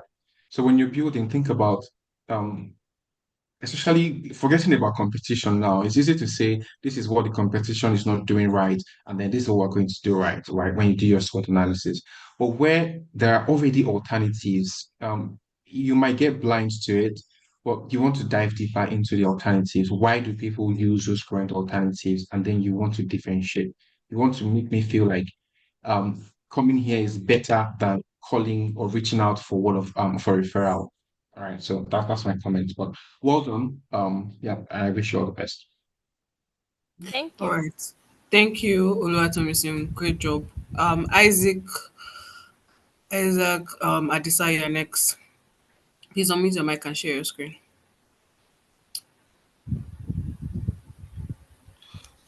Good evening, all. My name is Your five Isaac. minutes Can starts you? now. Yeah, we can hear Okay. you. Your 5 minutes Okay. starts. Okay. Just going to share my screen right away.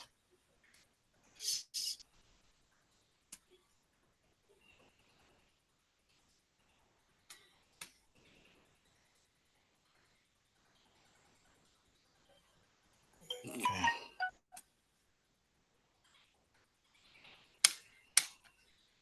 Can you see my screen? Not yet. Okay. Can you see my screen now?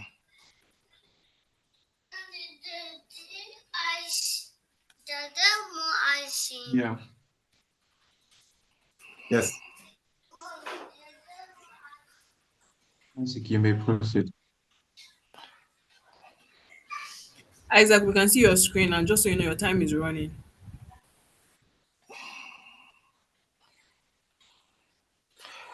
Okay, Cargo Connect. If you can see my screen, Cargo Connect is an What AI team? powered What logistic. team? Come again?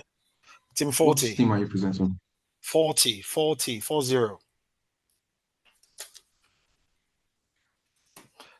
Cargo Connect is a logistic app, AI powered with a broad platform.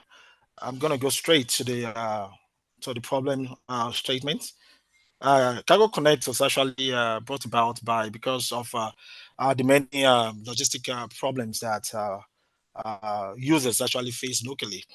The cargo transportation in place now are inefficient, and this has actually leads to delays, high cost, and lack of transparencies from those ones that are available now.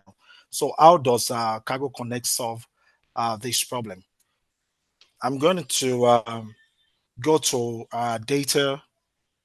So our data, the data gathered, actually we're able to realize Isaac, that your slides aren't moving. Sorry, Isaac, your slides aren't moving. It's just on the cover page.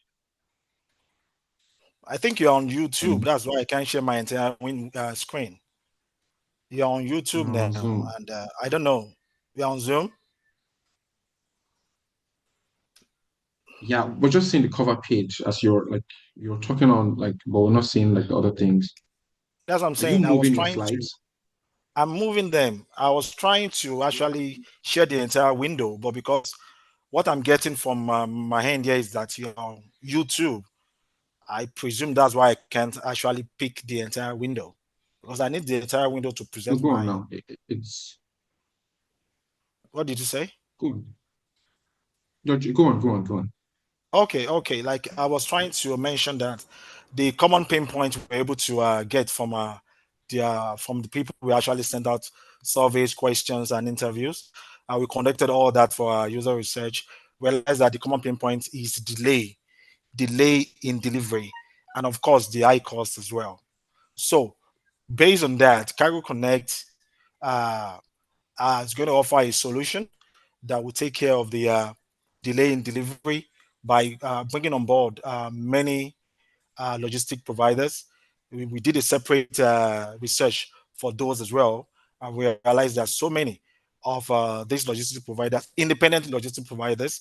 That includes riders, the tricyclists, and those that operate minivans as well. So that's how Cargo Connect is going to solve that main problem. So my intention is to actually share our Vassal link with you, where we have demo UI designs. But since my screen is static at your end, I don't know how I'm going to do that, because we are all actually done with the authentication flows. They're actually active, and so like I said, Isaac, my you have 1 minute left, and if there's a way you can stop sharing and reshare your screen again and show the live demo, right? But you have 1 minute left. how am I going to do that in 1 minute? I don't know.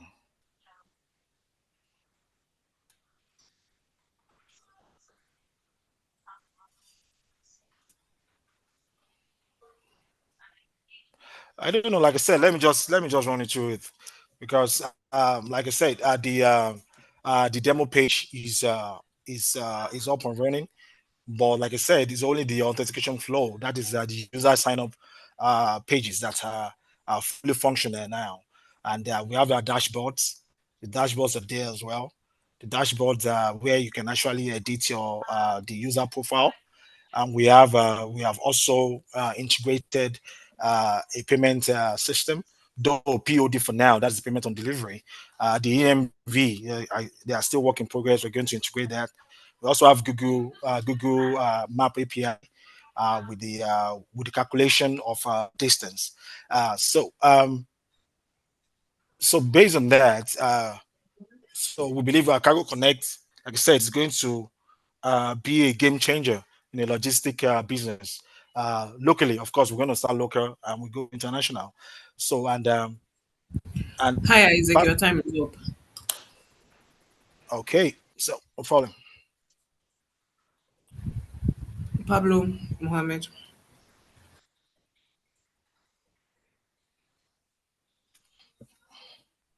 I mean, is it fair to say that I typically wouldn't know what to engage with, because I would have loved demo, but I have the demo, but I don't know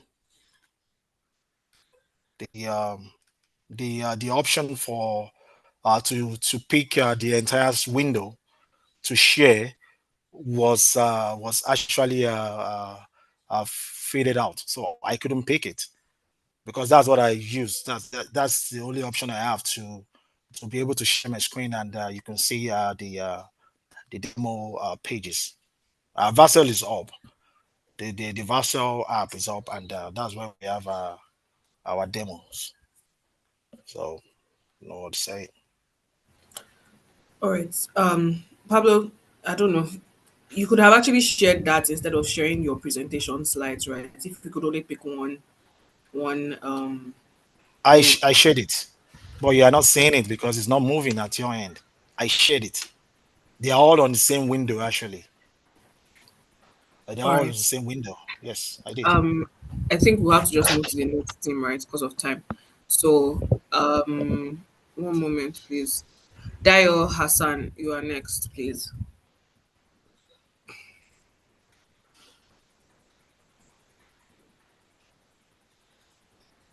Is Dio still here? Yes. Okay. Yes, good evening, everyone. Your time starts now. Please share your screen on. Okay, let me.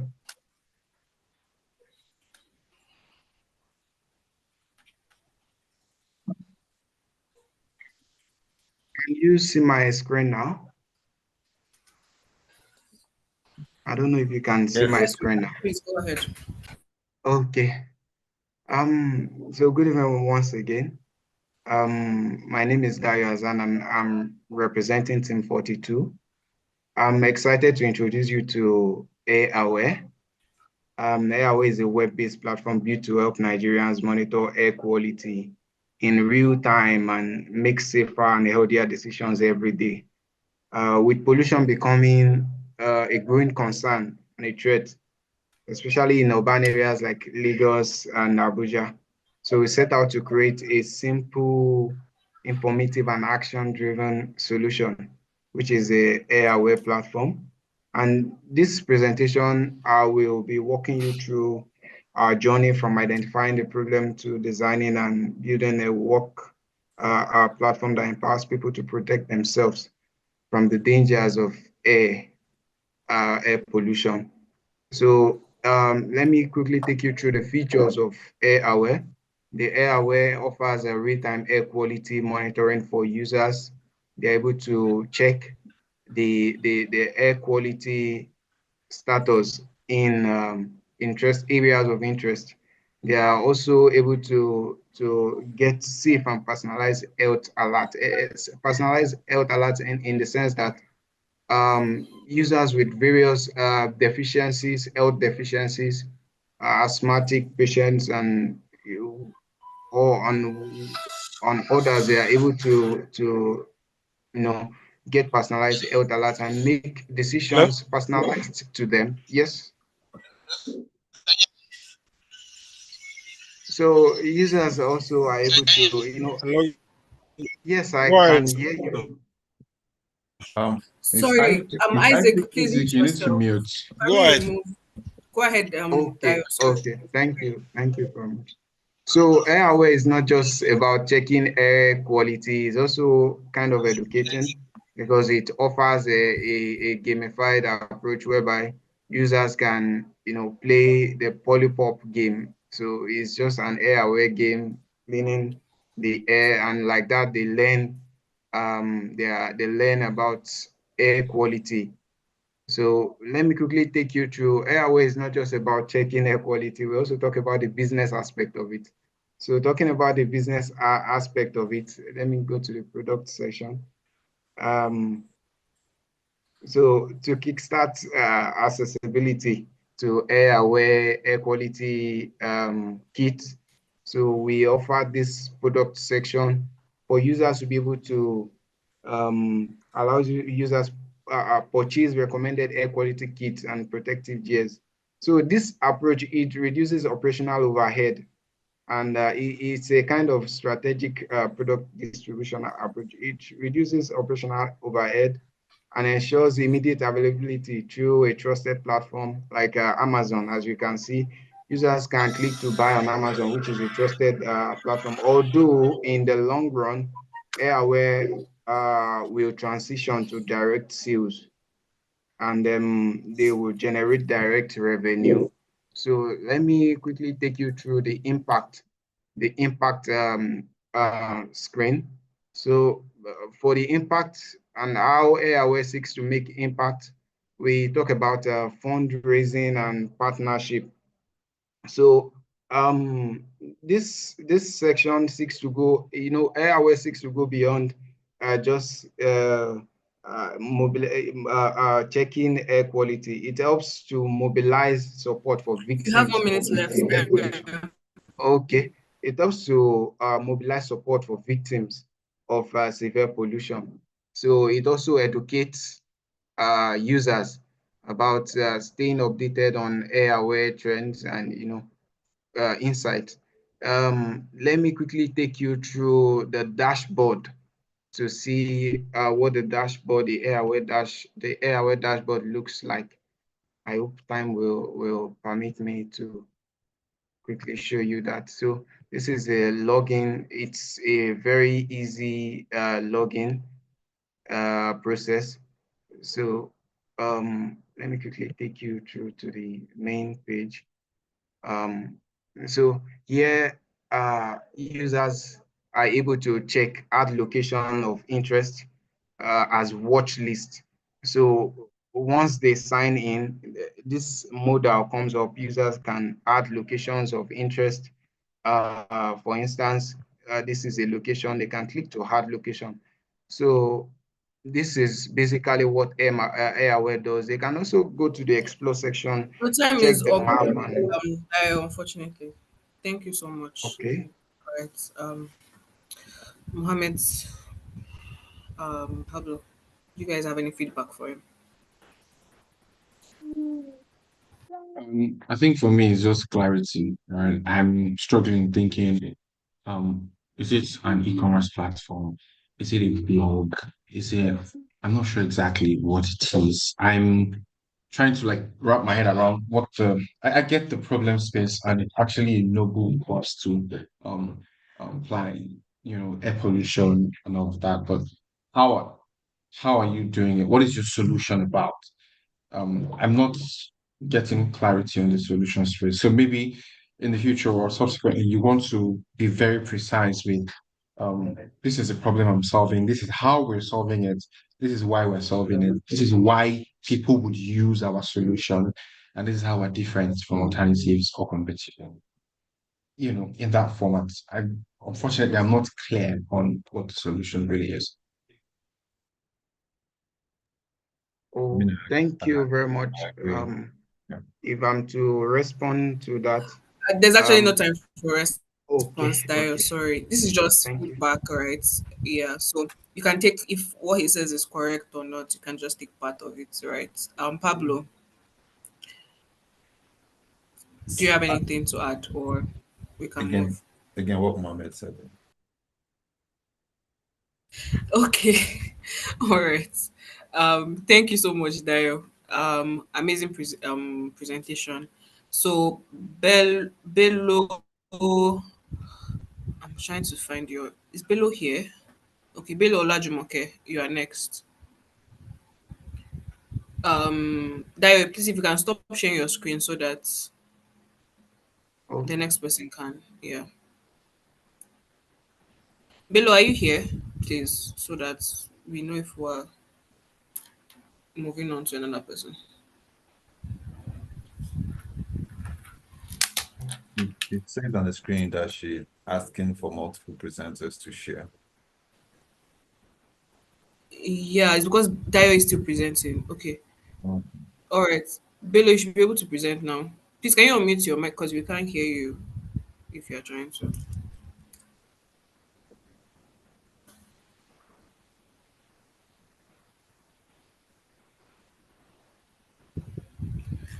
Okay. All right. Time is going. Okay. Bello, we can see your screen, but we can't hear your voice. So please. Good evening, everyone. My name is Bello Musa Olajumoke, and I'm presenting for Team 39. So we're working on a project called Agents Connect, and the aim of this project is to build a system where we rent or buy an accommodation. They have easy access to it. So one of the reasons why we are doing this is because of one of the problems that we noticed. For instance, if someone is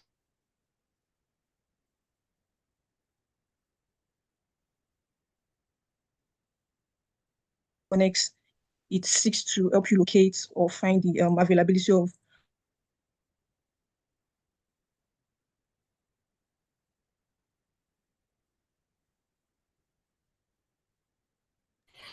Am I the only one that can hear Bello? I accommodation or to connect you with agents in this It's local language true. looks like. So this is what the page looks like when accessing the website. So we have some of our feature properties on the page. Okay.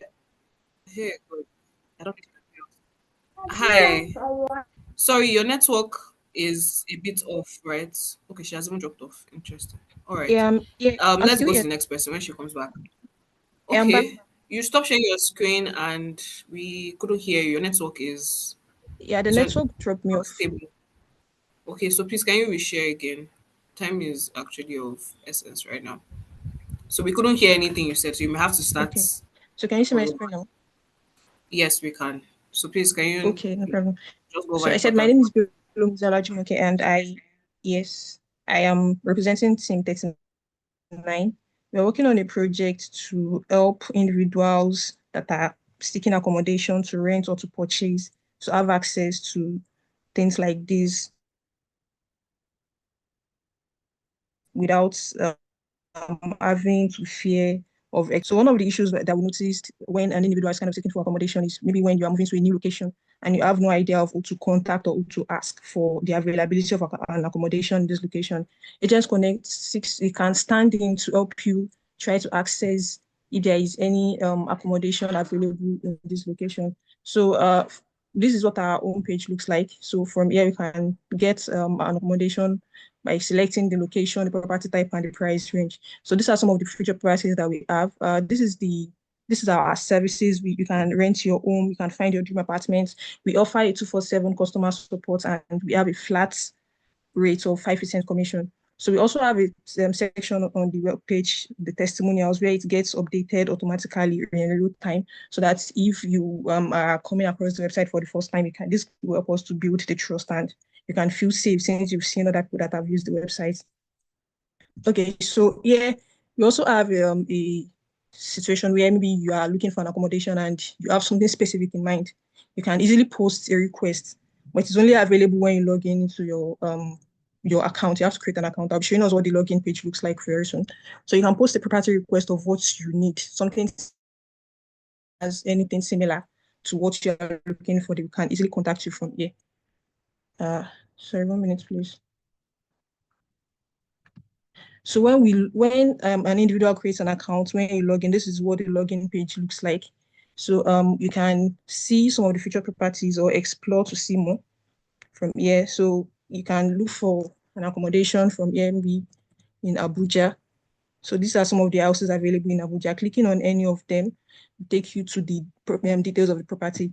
So you have the option to schedule an inspection, to maybe contact the agents too. So we also help our users to protect their information so that they can choose an option of either contacting the agent via WhatsApp or to just chat using the website. So this helps them to stay secure, and they can only share their contacts when they feel safe to do so. Also, one of the problems of getting an accommodation using an agent is sometimes an agent tells you, okay, this location is very, very close by to the road.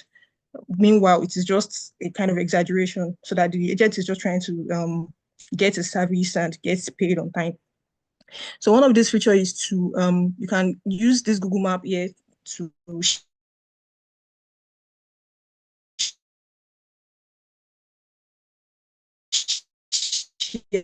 check the location, the actual distance, so where your location is, so you can calculate distance between where it is. So you can have the option to rent the accommodation. Yeah, since I said earlier, the agency I fee is will. You have 1 5% minute rate. left. So assuming the accommodation is costing you 100,000, except for the value-added tax, and there is no other eating fee or any other thing that comes in, like when you want to do it in the conventional method. Thank you.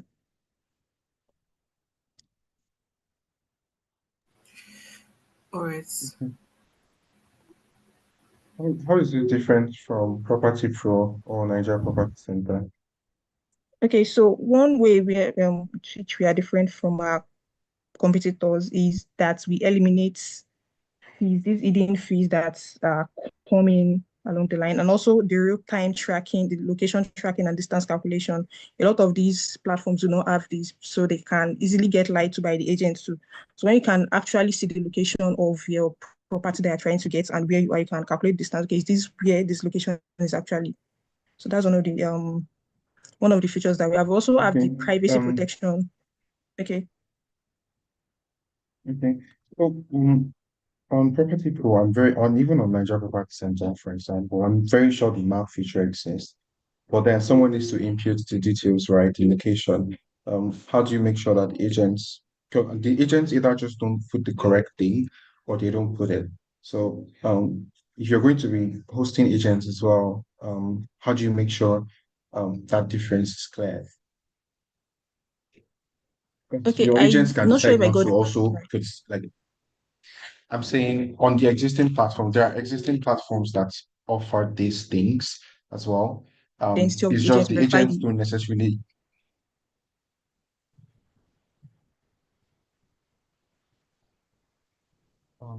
Hello, can you hear me?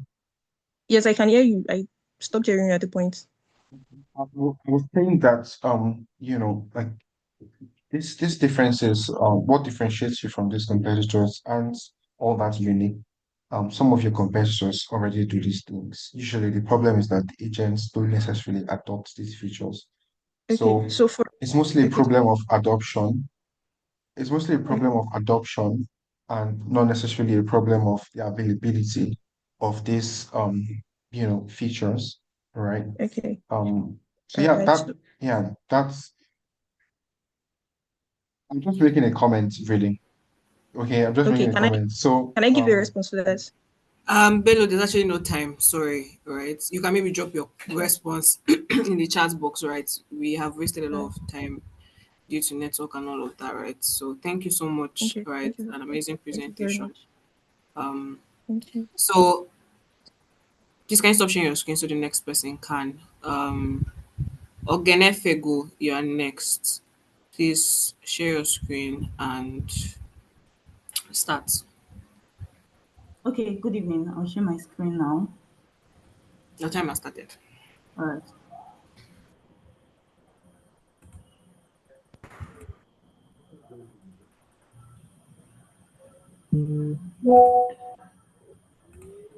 Please confirm you can see my screen and you can hear me. Yes, go ahead. All right, thank you. Good evening, everyone. My name is Jumonel Genefego and I'm representing Team 35. So I'll start with I want us to imagine waking up with like a strange rash and a sudden chest pain, and you're unsure whether it's serious or if it's something to worry about. And then you think of the stress of going to the hospitals, the queue, unavailable doctors, and even the expensive consultation fees. Unfortunately, for millions of Nigeria right now, this is the daily struggle, and access to timely and affordable healthcare is out of reach. And that's where Care Paddy comes in. So I'll be presenting our work, which is Care Paddy, which is a solution to what I have just talked about. So we created Care Paddy to simplify access to healthcare, putting a doctor into your pocket. And anytime you need one, you can access a doctor. So through our platform, users can chat with verified doctor, book virtual consultation, get basic prescription, and even follow up. So, as shown on the screen, it's basically all I have just said. So we have our login here where you can log in, and for already existing users, because obviously we are going to have when the app goes live, we have users that have registered before, so they can just come here to sign in. And for those that are new, they can sign up here. So we have our mission, our vision here. Because of time, I won't go into that. Then for our dashboard, basically we have simplified it into two, although it's work in progress, but we simplified it into two, which is for our patient records and for book an appointment. So for our patient record here, it's for doctors and users to see their past appointment, because we need to see the past appointment, like a summary of everything for a patient, so for the doctors to assess. And the other part is for a patient to book an appointment. So here is we have a calendar. So for the book an appointment, we are supposed to implement a Calendly API. So it checks your calendar and makes a booking, and setting up a Google or Zoom link for the appointment from the given day. So from here, we'll be able to book an appointment. Then going into pricing also, we have three package, which is the care, quick care, carefree, and lastly care plus. The three of them have different features. So for the quick care, it just has to do with a one-off consultation. So for people who just have a little complaint, they can just come here, just one off. For the carefree, it's our highest package where we have patients that are on very chronic medications, and or I put it chronic illness. So people like hypertensive patients, diabetic patients, also they can be able to their families can also access using this um, package. And lastly, we have our care plus, which has to do with ID for urgent unplanned You healthcare. have 1 minute left. Yeah, thank you. So healthcare concerns. So that is for our pricing. Thank you. Because of time. You still have 1 minute. Continue. Your time is still going. Or are you done? If you are done, that's Yes, fine. I can. Yes, yes, I can. Okay, thank you. Mohammed, Pablo. Yeah. So first off, I like the copy, and I like the design. It got me really interested. So great copy. It Thank gets the whoever is on the website. Like I want to stay, right, and like go through. But then beyond the copy, the nice design, it's still I when I saw this, I'm like, oh, telemedicine. And there's a lot of telemedicine platforms out there, Tremendous and the likes of them. And personally, again, this is personal opinion. I feel like none of them have actually gotten the real problem right when it comes to telemedicine. And I was actually very curious as to what you're you. going to do differently, but I've not seen what you're going to do differently. Um, than the 10, 20 telemedicine platform out there. It seems to me like, and this is not just for you, for the most part, what we do is we think of an idea, oh, nice idea, and then we want to just build on it. And what makes your product is excel, either as a founder or as a product manager and designer, is you want to dive deep into the problem. It's okay, maybe we're scared of exploring the problem and then realizing that there's no problem to solve, and then all that hard work would have gone to waste. It's You're better off going into the problem space and discovering that, well, there's no problem to be solved, or there are better solutions than what I'm going to build, and then move on to something else. You don't have to do something, because you feel like it's going to be great. You need to have either you've lived the life. One of the things I think that made Joy stand out is the fact that she has lived the life of the problem that she's trying to solve for. So you've lived the life, you understand the problem well. If you haven't lived the life, then you dive really deep, right? Get your hands dirty to understand what the problems are, as opposed to, yeah, it would be a nice idea to build a solution that solves this. It's a nice idea in your head, but by the time you go to the market, you find that no, the market is saying a different story entirely. Right. So I'd really say my comment for you summary is you really like focus more on your problem space. Spend 80, the 80/20 rule, spend 80% of your time understanding your problem well.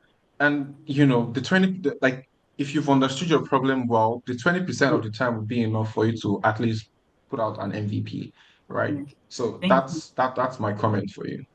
Thank you so much. All right. Thank you.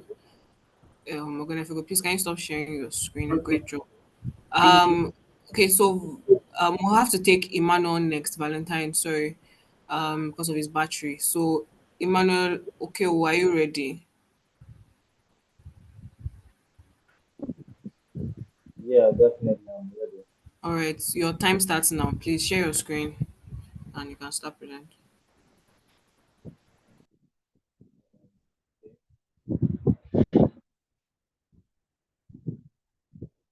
Can you see my friend? Hello. Yes, we Hello. can. Yes, yes. Yes, we can. Okay. I'm excited to present you Nutri Plan, a meal planning app. My name is Emmanuel. I'm a backend engineer and a fellow member of Collab 10. And Please, if you can speak a bit louder, you're not quite audible, right? Or if you're using earpiece or something. yeah, I'm using my headphone. Is it better now? Please just speak more Is it louder. better now? Continue. Okay, okay. So, good evening once again. My name is Emmanuel. I'm a backend engineer and a fellow Collab team member of Team 10. And I'm introducing to you NutriPlan, an innovative meal planning application that personalizes meal plans based on their dietary needs, lifestyle, healthy goals, making healthy living easier and more sustainable. So the problem is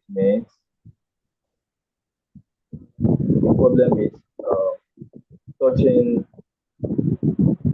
helping the business disrupt meal planning, dietary restrictions make recipes security card, lack of knowledge. No, I So, must. Emmanuel, can Hi, you hear me? Emmanuel. Okay. I am sincere. Okay, okay, Emmanuel, we are struggling to hear you. So please, if it's possible for you to remove your headset, right? If not, we may have to skip you and go to the next person. Okay, let me speak more audible.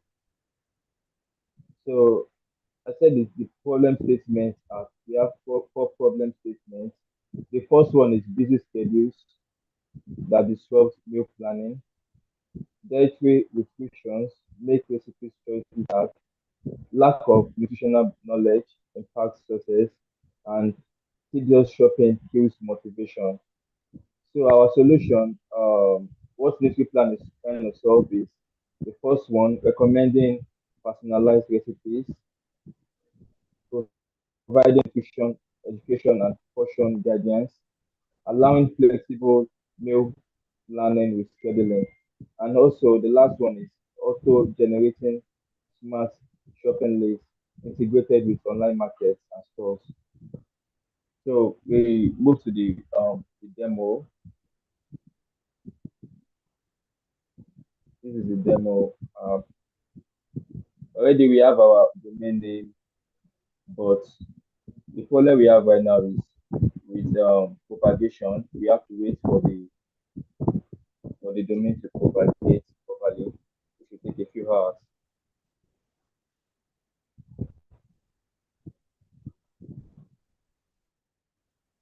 All right, so this is the sign up model of our application.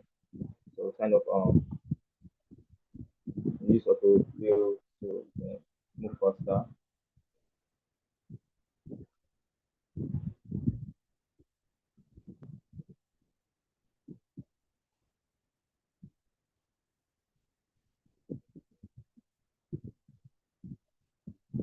All right, so Emmanuel, you have 1 minute left.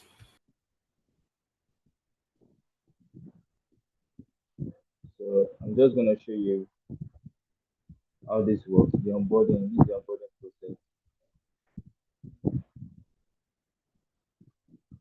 So we have a whole lot of other things here to the homepage.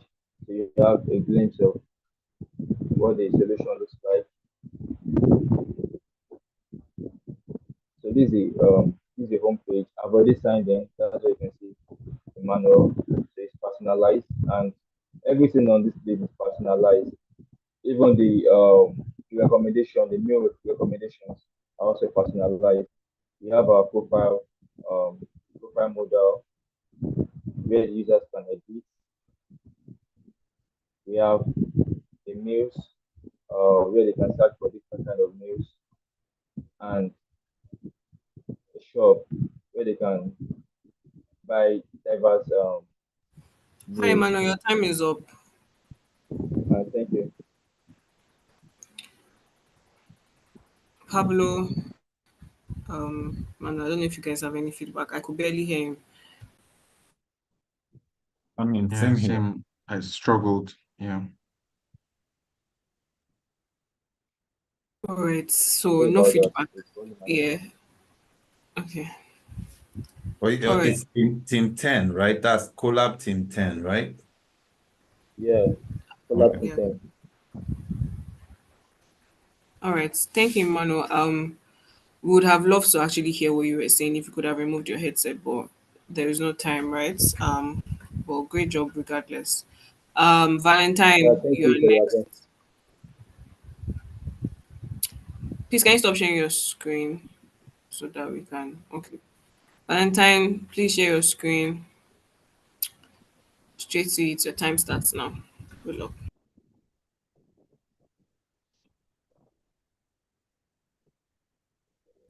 Valentine, your mic is muted, or am I the only one that we can't hear you?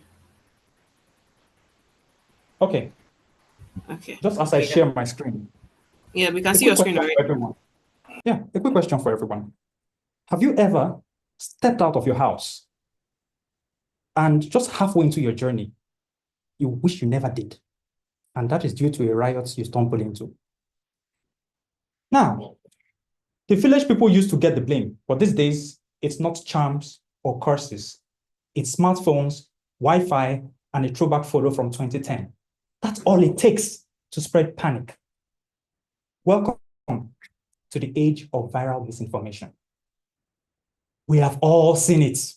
Breaking news about a robbery that never happened, a traffic alert based on a movie clip, or a fire that actually occurred 3 years ago in another country. By the time the truth catches up, the damage is done. Not by the post itself, but by the platforms that let doctored and outdated content trend and unchecked. That is why we have built what you have here. Very Capture, a real-time media platform that only live captured content is allowed. No gallery upload, no edits, no lies, just raw, authentic moments, verified and geo-tagged. Think of it as the village people antidote for the misinformation age. Whether it's a traffic jam or a riot or a robbery nearby, you will know instantly. Not through rumors or recycled clips, but firsthand verified content. Very Capture is for everyone. Especially for those like Pablo trying to avoid chaos. For the emergency responder who needs to act now. And for the journalist who is tired of chasing shadows. This isn't just a platform. It's about empowering communities, restoring trust, and stopping fear before it spreads. This is Very Capture, and it represents truth, live, and unfiltered. Let me walk you through of a quick MVP that my team was able to create. Hello, once again, my name is Valentine Obai, and I represent Team 03 with the project name Very Capture.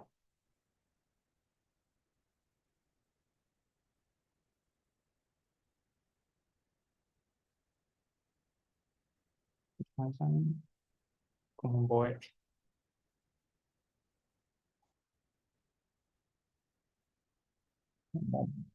Yo. All right, that time.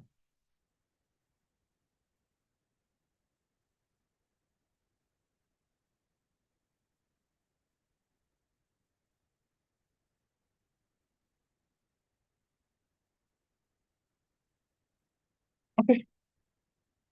Just by getting through here, is my screen optimized for everyone to see, if I could say? Yes. We might just want to see and look at it and say, what exactly is going on here? Well, guess what? What we have is a tested MVP, and just by going live at a location where it's happening, and we did like to use this tag, if it's not here, it never happened. So just a moment, if you have ever witnessed a riot, or maybe the traffic update that what is the cause of the traffic and no one knows, just before you step out, wouldn't you want to know exactly what is going on so you know how to sit your ass back? Here, you only record live content and you can just hit the record. I hope everyone can see me and put, oh, probably I'm in a team. By the way, this is just for demo purpose. Okay, it's not a riot. Just for the demo. Valentine, you have 1 minute left. Oh, yeah, thank you very much. That's enough. So I can stop my recording and it populates and I get to submit. Publish on my category, and mind you, if you do not have your location on, you can actually make a post. And it is only those who were on site. Those are the only people who can get the contents, not from your gallery, because that will be third-party information. On this note, ladies and gentlemen, every other things like the quick like button or a comment is actually working here. However, there are lots of things to do. And one last thing that is being written on the four walls of the car park at the Muritala Mohammed Airport in Lagos. Security is the responsibility of everyone. The time is up. Okay, thank you. Pablo, over to you guys. Yeah, let me jump on this one. So Yeah, great presentation. Really, really great presentation. Um, so in all of this, I love this. Interestingly, when I was planning to do my PhD, um, my thesis, my thesis at the time was supposed to be around misinformation in the age of AI. So when you mentioned misinformation, like you had me, I adjusted my seat, like, okay, let's do this. Good. And this is really awesome. I love this. But then I'm now thinking from the perspective of usability. Now there's a riot happening at the point where I'm trying to, protect myself, run for my life. At the same time, I also want to inform, right? Give great, information, or verifiable original information I'm going to record. And then I have to go to a website. I have to log in, and I'm trying to protect myself. Not gonna work. Right. So the first thing, my first comment, this ought to be a mobile app, not a web Correct. platform, right? Where I don't have to start logging in. I don't have to start, typing. If I'm in the midst of a riot, I'm not going to type I would even get the spelling wrong at the point where I'm typing because I'm probably shaking so I think in terms of usability, you need to rethink it. A mobile app might be more appropriate than Absolutely. and then maybe you want to and then maybe you want to also add something that helps with audience user powered verification. So a form of rating for each thing that is uploaded. You probably are not the only person that experienced it. So if there's like 2, 3, 4, 5 other people that experience it, they come to, sort of give credibility to it because it could just be, I mean, it could be anything. It might not be as dangerous as you present it to be, or it could be some people just acting out, really. So if there's an extra layer of verification that is given by other people who were present there at the time, then maybe that's something that would help. But aside from these comments, I think this is a real problem to solve. And if you rethink usability and think about extra layers of verification, then you're onto something really awesome. Yeah, well done. Thank you very much. If you will spare 10 seconds. No, hold on. So Valentine, right? Yes, please. What Mohammed said was what I told you when you first put this out during your demo session, and you didn't even take the feedback. I'm happy for that. That's one, right? We mentioned that, and he has mentioned it again. Second, I mentioned at the time, and this is just a comment, why would I want to be here when I can typically be either on using community notes or also posting it on Twitter where there are millions of people and that verification can happen as quick as possible. And I think at the time I also recommended, why can't this just be something like an extension that could be built on certain apps that would work? I think that was my thought at the time, right? But yeah, that's my opinion on that. Awesome. All right. Thank you, Valentine. The You're next welcome. person is Muiwa. Great job. So please, panelists, Mohammed, Pablo, please, if you guys can keep it under like 1 minute, because we still have like 6 more teams. Especially if people don't want to go and sleep, we can be here. Muiwa, you're next. Please share your screen, and your time starts now. Muiwa, can you hear me? Your mic is muted. Yes, I can. Good Okay. evening. Good evening, everyone. Am I audible? Yes, I am. Yes. Please go ahead. We Okay. can see your Good screen. evening. Yep. My name is Muyiwa. I am representing Team 48. Our product is called Laborly. And what we strive to do is we strive to solve a couple of problems when it comes to getting easy access to reliable handymen or artisans. Let me give a typical scenario. Let's say you move to a new neighborhood and you need to have some carpenter work done, or you have to probably have some installation done. And because it's a new neighborhood, you probably don't have anyone that you could call on and would probably like help you with like a referral. So you need to find someone. Typically, what a user will probably do is pick up Google and probably search like maybe carpenter in my area or maybe installer in my area. But this is very inadequate because there's the issue of probably even finding anything meaningful. And then there's also the fact that even if you find someone, you don't know if you can probably trust this handyman or this artisan you're finding. And or like the use cases for this are very plenty. I mean, you could probably also be traveling and your car breaks down and you need someone to help you fix your car and your mechanic is probably very far away. You probably end up being stranded or you probably be scared of who you can trust at such a dire period of time. So with Laborly, what we are trying to provide is easy access to a wide range of handymen to help you assist with your DIY and your daily labor tasks. So this is our product here. And let me just move my window. Okay. So the way we want our product to be, we want it to be in two folds because we're obviously focusing on both the end user and the artisans. So we want that you can come to Laborly, you create an account. Let me just quickly show this. So you can create an account, you can just input your details, and then you can decide if you want to say you want to hire an artisan or if you're actually an artisan. Let me just go back to the home page. Let me log in instead because I don't want to go to the process of creating an account. So I'll just sign in with an existing detail. So when you're signed in, you can easily see an array of artisans. So you can see, please don't mind all these, most of these are like placeholders. So you can see like a carpenter, this carpenter now is in Ikeja. Again, the name is just like a placeholder. You have Shannon Green, and you can like decide to search for someone. So let's say I want to search for like one that's like a baker, for instance. Okay, this was, I don't know what's, okay. Let me search for, let me see, like a carpenter. Okay, so you can easily see an array of carpenters that are on Laborly. And you can also decide to search by your location.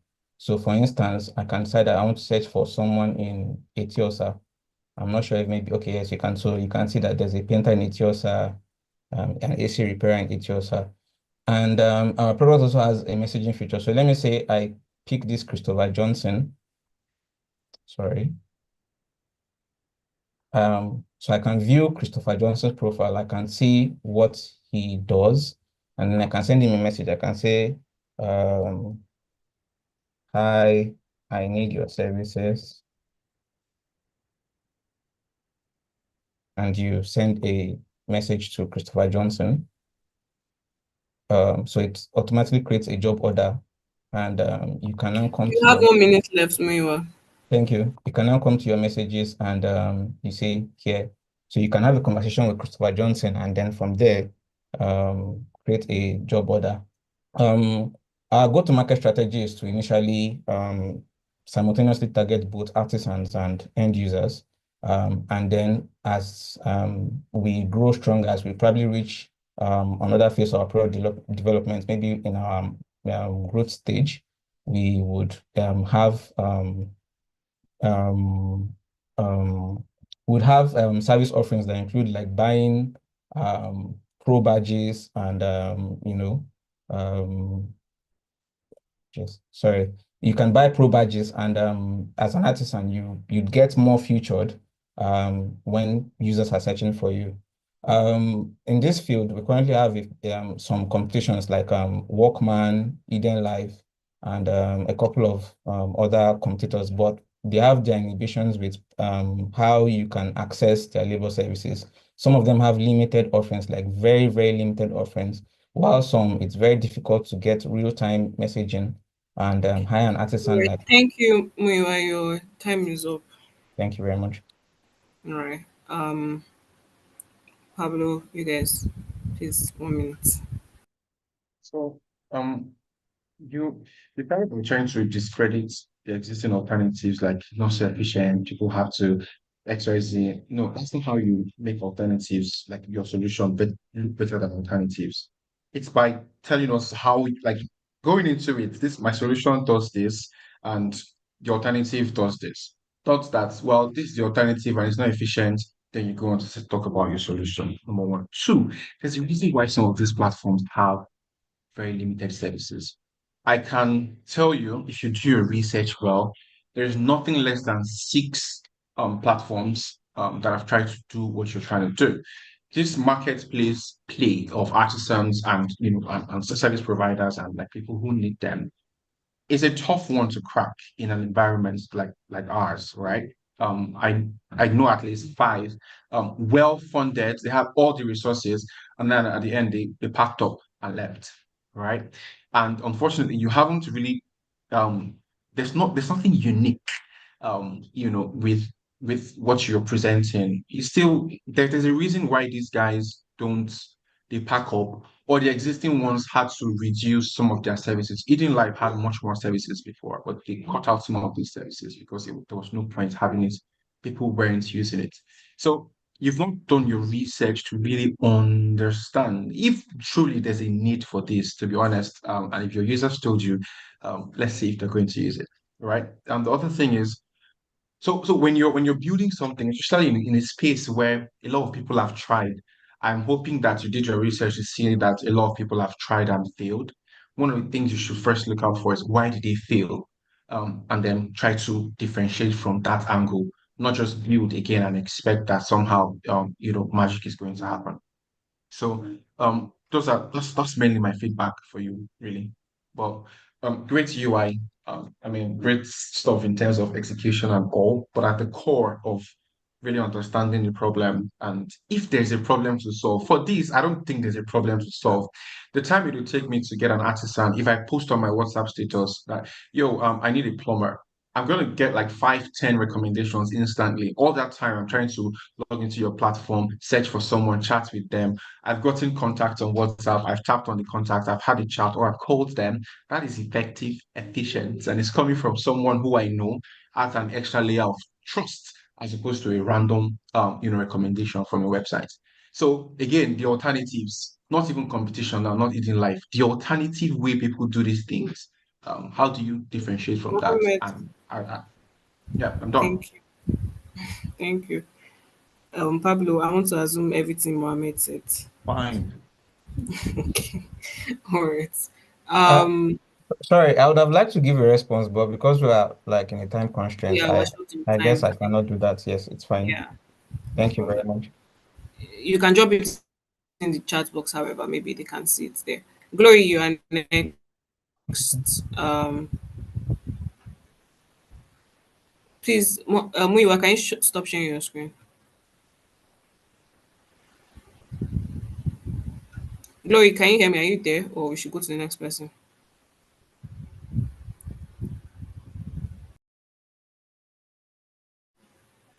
Can everyone hear me just to be sure? Yes, Yes. I can hear you, Daring. Please let's move to the next thing. All right. Who is the next person?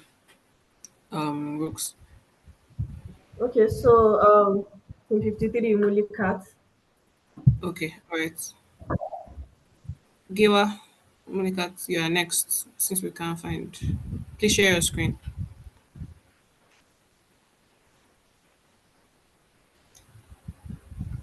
Hi, good Okay. Your evening, time starts. everyone. Oops, can you see? Yes. Go ahead. Your time has started. Okay. Good evening, everyone. My name is Mulikat Giwa, and I am presenting for Team 53.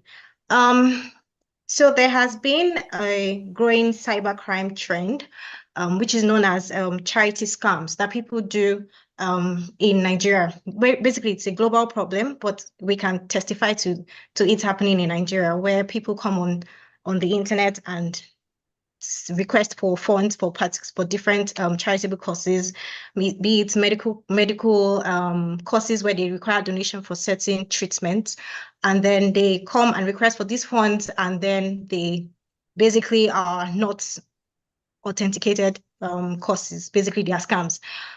So take for instance now in November, a very recent example, November 2021, there was a situation where someone came online and requested 21 million naira to go ahead and go do a kidney transplant, the person had stated that he had a donor and things like that. Basically, we understand the problem. The problem is we have the situation in Nigeria where people come and say they need help on different causes that are actually not true and don't have any substance to them. Now, our application, or rather our solution to this problem. Our solution to this problem is building a platform where we verify courses that are being showcased on the platform, and we also verify the beneficiaries themselves. Now we go through a very strict, I won't say strict, yes, I can say strict, right? So go through a very strict and painstaking process of making sure that every campaign that actually reflects on our page is a verified campaign. We make sure that as a beneficiary, if you're signing up as a beneficiary, we need to make sure that you come to our platform with a referee. You basically submit details of your referee, and then we have the administrative part of the platform, which approves the referee and also rejects referees. Once your referee has been approved, as a referee, that's another thing. And as a referee, this is what makes people more conscious about coming on our platform, and this is what makes our platform different. We make sure that as a referee, you're giving us certain details that you cannot manufacture. We are asking you to provide us with your national identity number. We're asking you to provide us with your identity card, which will be verified before it then goes on to become confirmed on your dashboard. As a beneficiary as well, when you go to your dashboard and you do create a campaign, you can create a campaign on your dashboard, put in the details, and then the campaign stays in a pending status. Therefore, the admin then authorizes and approves based on verification. We need to verify that you're actually a legitimate person. You can also be signed in as a donor. So if you sign in as a donor, this is the donor platform where you can see your donation history, you can see saved campaigns, and then something else we included recommendations. So based on your previous donations that you have made, we recommend to you campaigns that are in line with your donations. So if you've donated to a medical cause and you've donated to an educational cause, the API is such in a way that the amount you actually donate to the medical or educational cost, whichever one is higher, the one that it reads, you put in more fund into is what it would recommend to you. So this is about the donor and the So basically, you can see the recommendations. You can include your 1 minute. Okay. All right. So basically that is what we are about. So you can browse the campaigns, you can donate, you can get to see the impact of your donation. If you can we also integrated trusted platforms like Paystack. We integrated trusted platform like Paystack where you can actually see, you can be sure that the fund that you're making donations, they are paying through is actually a verified process. Then also we do not receive payments into personal accounts. We actually get you to give us the details of where the fund is going to. Be it you need to pay for an hospital bill. This is the kind of painstaking verification that we go through, and we make sure that it actually is a legitimate cause. So we have donors being rest assured they are on the platform where they're not going to be scammed, and they are going to see the impact of their donations. And you also get personalized experience, which I already talked about, based on the recommendations that you get on our platform. You get to see testimonials of people that have actually used the platform, and you can, so if we go through this, you can get to see all your campaigns. You can actually donate to the campaign. So from here, then that's when you get redirected. I don't want to go through that process because of this. Yes. So yes. So also as a donor, we also want to make sure that people don't use this process to go through money laundering. Okay. Sorry. Yeah. Pablo, I think you can go. I mean, I feel like, just to give a great presentation. It looks like, typically something like a great service to offer in order to prevent scams and all. I mean, the one that just jumps at me is I generally don't know how to approach it. Maybe to say it's a wordy curse. It just looks like the air aware thing. And yeah, but I feel like it looks like a wordy curse. The question is, who do you sell this to? How does it stand out as something worthy of putting some level of investment to and all? But at this point, I won't There lie to you. is, yeah, I'm with I you. I would I see it and it just tells it gives me is it I can't remember what is it GoFundMe type stuff. Yeah. Yeah. And typically what GoFundMe will do is try as much as possible to see if the things they're doing are verified. So I'll probably look at it and say, well, maybe this is a different type of GoFundMe, but again, maybe seeking to do some verification and all. So that's how it gets to me. But I'm saying well done for the type of work you've done. I don't know, Mohammed, do you have something different from what I have shared? Yeah, I mean, definitely a worthy course. One thing that just stood out for me is the verification part. I like where you have to bring is it a referee or what do you call it? Like a third Yes, a party. referee. Well, how do you prevent impersonation? What if I get someone's details and just upload it? How Yeah, do you so the prevent way that? the Is there a referee, way? the referee platform is such that we actually use facial recognition. So you're going to we integrated an API that you get to upload your documents, and then you're also going to take a live selfie photo, which is then going to be verified by the system. Okay, fair So enough. you, as a Great referee, know presentation. that you're definitely in a situation where you can't run away, and this is something that if you go away, you're going to be held liable. Yeah, So yeah, that which does team it are for you? me. Team 53. Okay. Yeah, All right. great presentation. Thanks. Thank Thank you, you. Nikat. Great job. All right. Echo, you are next. Sorry, the last person. What's the name of the idea again? Me? Give Yes. better. Better. Give better. Okay. Thank you. Echo, your mic is muted. Please start sharing your screen.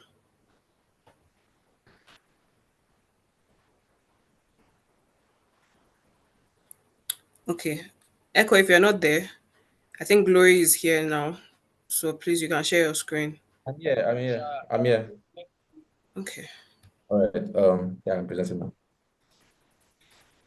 You have 5 minutes. Your time has started. Okay, timer, share screen. Please confirm you can see my screen. Hi, everybody. Can you see please, can you see my screen? Yes, we can. Please go ahead. Thank you very much. Hi, everybody. My name is Eko Ibo. I am a product manager representing Collab Team 5. All right. So I would like to join fellow presenters who ask questions. So I'd like to ask everybody, have you ever had to buy medication and you had to go to multiple pharmacies to find that medication? A lot of people have experienced this issue, and we have research to back that up. Just give me a second.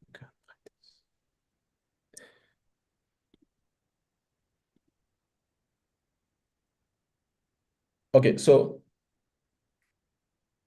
yeah, so our research shows that 70.3% of people have had to visit multiple pharmacies or drugstores in search of medication, in search of that prescription. And also, we also understand that 87.8% of users actually get their medication from the pharmacy, not the chemists, patent shops, or basket sellers, right?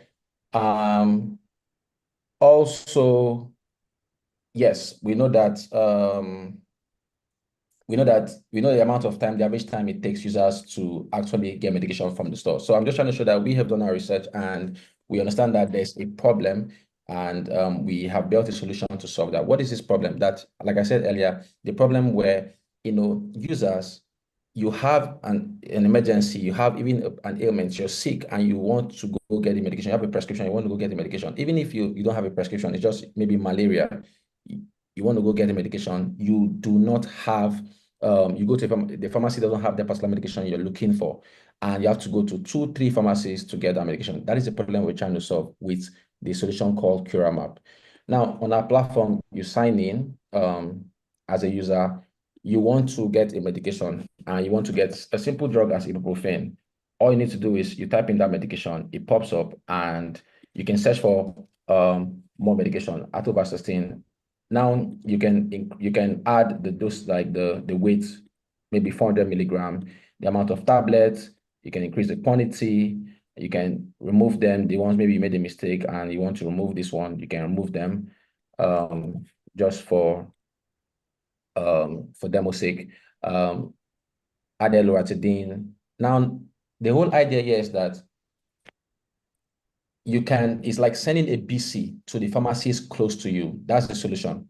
Like, on WhatsApp, you can send a BC to, if you have 5 pharmacies in your WhatsApp group, you send BC, oh guys, do you have ibuprofen? Now, that's what we have built a solution, we've built a solution for. Now, you click this Find Med. What this does is that you click Continue. If there is a prescription medication, it will tell you to add the prescription for that medication. But if there's not, you can continue. Now, what it's doing now here, it is sending, we have built the pharmacy side of things, right? This is the pharmacy side of these. The pharmacies within your location will receive what I'll call the BC, that, oh, ECHO is looking for these medications. And the pharmacy will say, oh, I have it. So the ones that accept that we have this medication, you see them here, 2 of 2 drugs available. Now you see the price, you see the location, the distance, you see their opening and close time and all those details. And the distance is not available right now, but you see the distance. If it's 6 minutes to that pharmacy, you see it here and you accept. Now, when you accept, you to ask you if you want to check out or you want to find more medication. If you want to find more medication, it takes you back to add the medication you want to add to your cart. If you want to continue, you just click checkout. It brings you here to the order summary screen where you see the price, the total price of everything, the tax, the VAT, everything, and you can continue. From here, you can choose to pay with transfer. We have Paystack implemented there. Echo, you have less than 1 minute left. All right. Thank you very much. You can say you want to pay at pharmacy. If you click pay at pharmacy, it brings you here. Now, once you click pay at pharmacy, it sends you an OTP to your email and your phone number. And that OTP is what you use to get your medication. And this shows you how it works, what you need to do to get your drugs when you go to the pharmacy. Now, when you click continue, it gives you the full name of the pharmacy, the address, the hours of the opening. You can chat them on WhatsApp and you can get the directions, to that pharmacy. Now, the pharmacy side, the pharmacy dashboard is here. Pharmacies can see the orders that come in so that they can respond to those BCs, those responses, those things that come and say, oh, yes, I have this drug or not. And I want to add that all the pharmacies we have on our platform are pharmacies that we actually check. We check the Pharmacy Council of Nigeria's this thing. We check their numbers that they are registered, because once they sign up, we have to check. Echo. Sorry. Well, thank you very much. All right. Pablo Mohammed, over to you. Echo, well done. Well done. Well done. What you're talking about are called orphan drugs. These are often drugs that are very typical, are very hard for people to get. And I appreciate the fact that you thought about it and figured ways for which you want people to get their orphan drugs as quick as possible. The thing I'll give to you as feedback is when you're presenting, hit the point quickly. Hit the point quickly. You have it going. You spend too much time dabbling on those things, but nice one. Please work on these things really well. It's really a huge problem. I can tell you personally, right, how difficult it is to get orphan drugs. So well done. Thank you very much. Yeah, really, really well done. I'm highly impressed. For the guys, the other students, I don't know if anyone noticed how we weren't hearing Echo talking about, yeah, we have this feature that can do this, we have this feature that can. No, he wasn't talking about features, right? Sorry?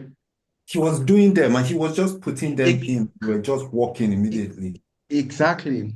So he's saying, well, he's explaining how they are solving the problem. We do this, then when you do this, then the pharmacy gets this, and then his the solution, not the feature, right? We're seeing the real how it's going to benefit the users, and that's how you present your solution, right? And this is something that is quite unique and innovative, and I'm definitely rooting. I think you can work on the UI and usability. I feel like some of those things, like 3 or 4 steps, can be reduced into 1 or 2, and then the UI can look more beautiful. But overall, I think this is really excellent. Well done to you and your team. Thank you very much. Thank you. Appreciate it. I'm taking all the Alright. feedback. Echo, like they said, great job. You can stop sharing your screen. So can see that Osinachi is next, but I cannot see him on stage again. So I think we'll just move on to Prince. Okay, so Prince, you are next. Please share your screen. Your time starts now. Hello, everyone. Can you hear me? Yes, we can. We can hear you and we can see your screen. Go on. All right. Hello, my name is Prince, and I'll be presenting GodPay on behalf of Team 21. My main question is, why do people cheat?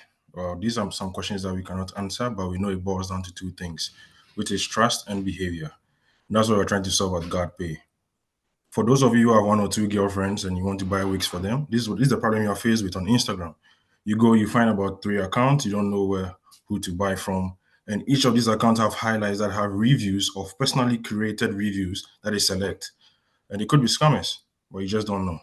Now you have to go on WhatsApp and post on status like one of our panelists mentioned that have you bought from them before and all of that. That's the problem you're trying to solve at GodPay. This is who we are.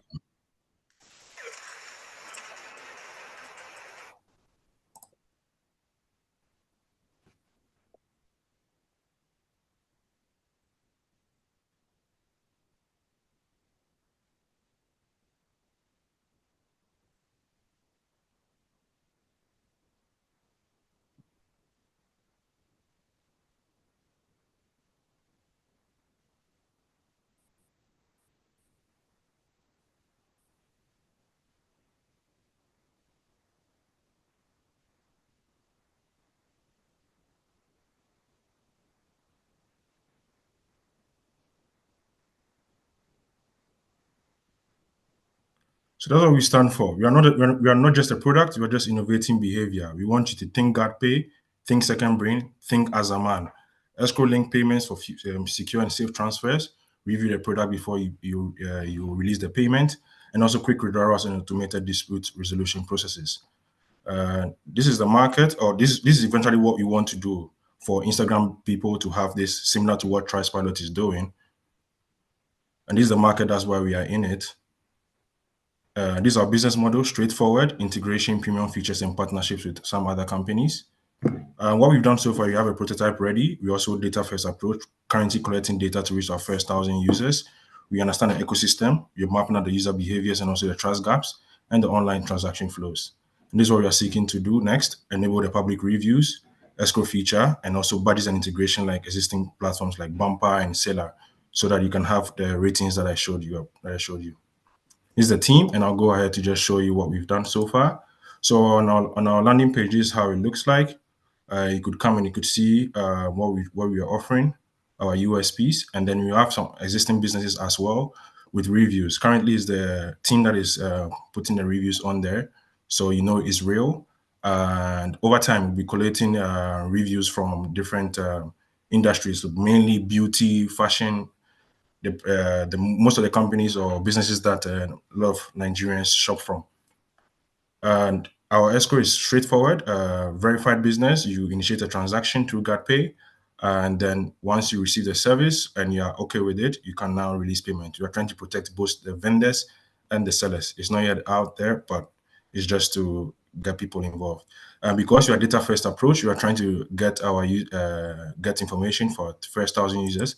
And this is how we are taking our first 1,000 users, trying to collect the data. Based on our research, we have over 150 people who are very much interested in this. So feel free to visit us and join a wait list. And then when it comes out, you get to experience it. But for now, you can visit, see businesses as we update in real time. And if you want to buy something, just search on it. If it's not available, you can also request for it to be reviewed by our team. So thank you very much. We And have this 1 minute left. is for GAPE. Yeah. Okay, you're done. Amazing. Mohammed and Pablo.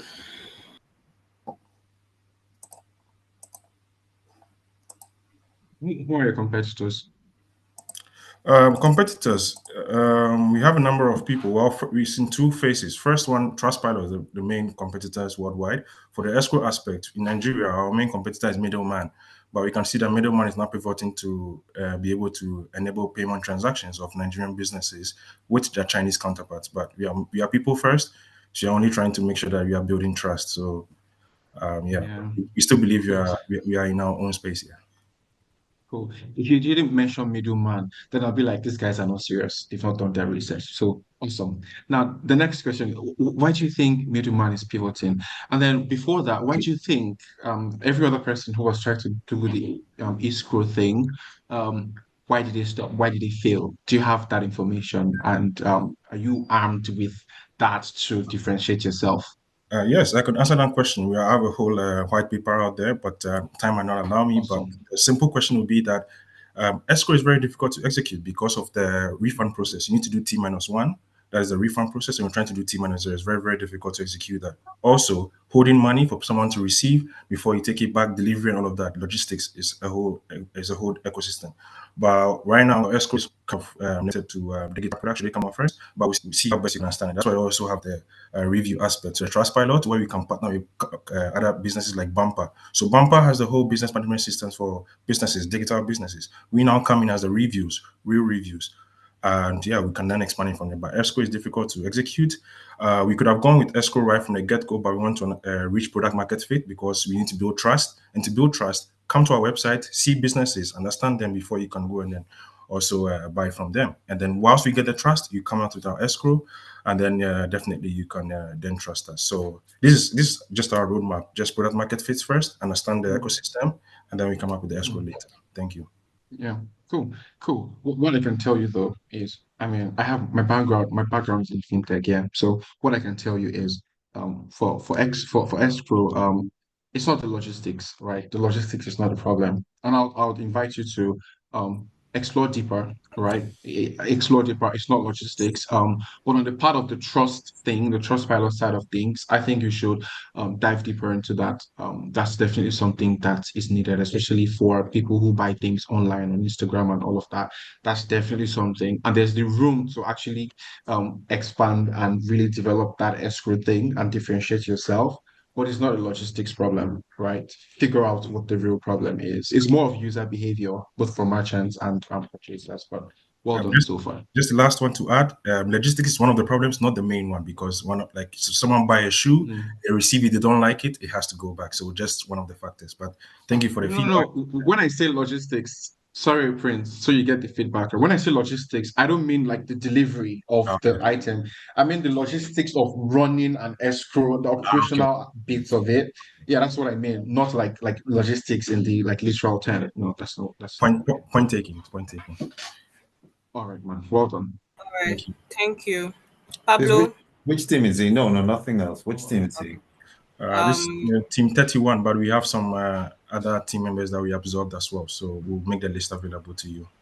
This is team 31. All right. Thank you, Prince. So next we have Imo. Please, guys, let's finish before 10 p.m.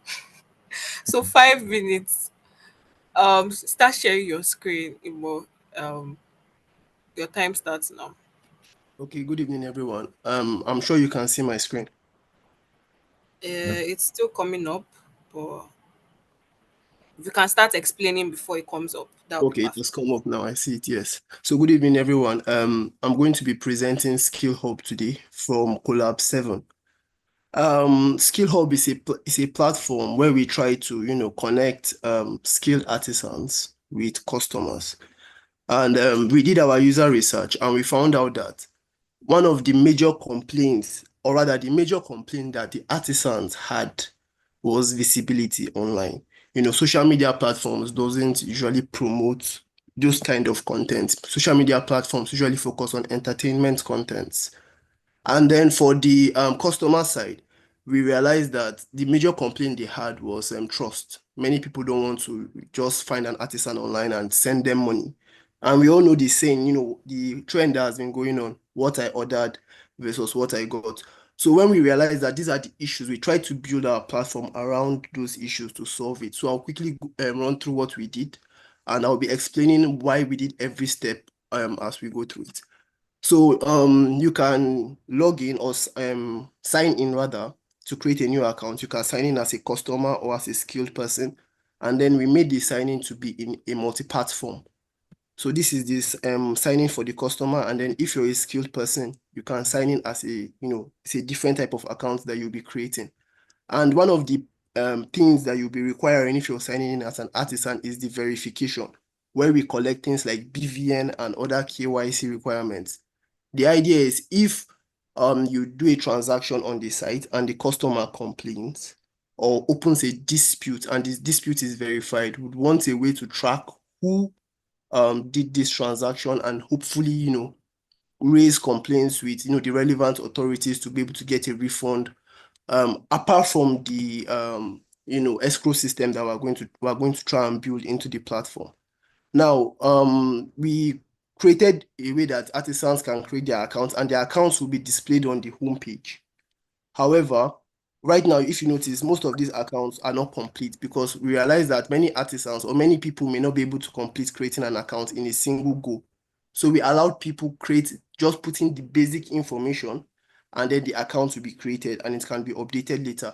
However, what we'll do is that we'll remove accounts which are not completely created from the homepage, and so that only accounts that are 100% complete will be displayed on the homepage. So you can go to an artisan. I'm just going to be using this account as an example, Kanye West. You can view his profile. You can bookmark this account if you want. There's supposed to be a biography here, but like I mentioned, some of these accounts are not complete yet. We don't want to force anybody to, put in all the information in a single go. That's just why we designed it like this. There's going to be a video which will display, what the artisan can do or the wares in which the artisan sells. And then there's the service area map. And we did this because, for example, a plumber in a particular part of Lagos may not want to travel all the way to another, maybe to the edge or to the outskirts of Lagos to deliver a service. He may have an area which is comfortable servicing. So we put a map which we are going to work on that will have the serviceable area. And then this will also check if the client is available or unavailable at the time. And then you can hire the client. We also created a messaging feature where you can send a message and the client should receive it or the artisan should receive it and then, be able to respond so that both of you can discuss the modalities of the business that you want to conduct together. Now you can hire the artisan. You just input the information here. You give a brief description of the job that you want.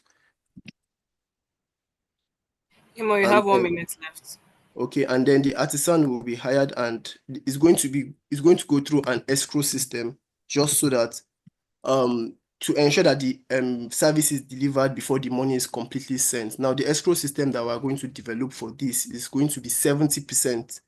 So when you send or when you make the payment, the artisan is liable to receive 70% of the money upfront. The reason is that some of these services require, the artisan to buy tools and materials or even transportation just to complete the service.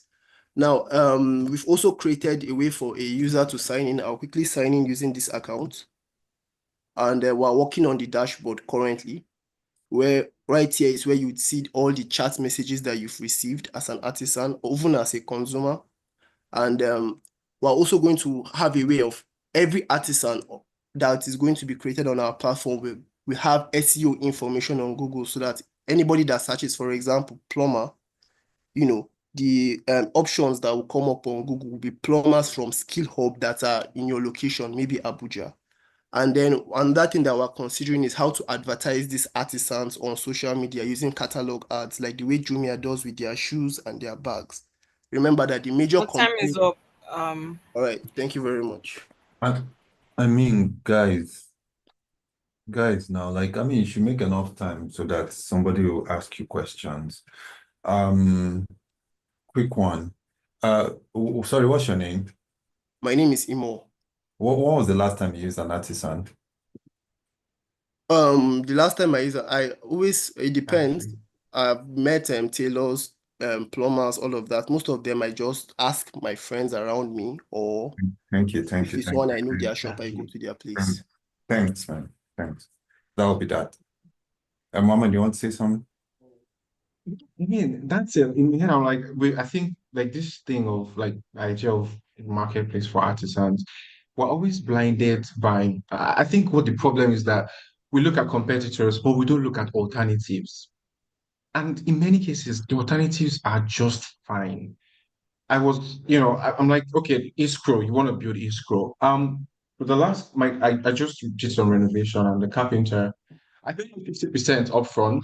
When it was done, and the work, everything went well, I paid him the balance. Now you're telling me that I should come on your platform and then like pay that money and then so you're supposed to give me security escrow. Like we did that like between me and the vendor directly, and he came from a referral. And that's much more convenient, much more trustworthy, effective, efficient for me than having to go. And even you talking about like how you've accessed any of these artisans, it's the existing way currently works. It works well. This is a nice to have. A few people use it.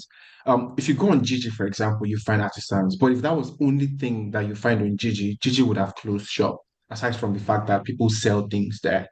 So nice work around. I mean, this is a nice presentation, nice work around like practicing what you've learned, at old school.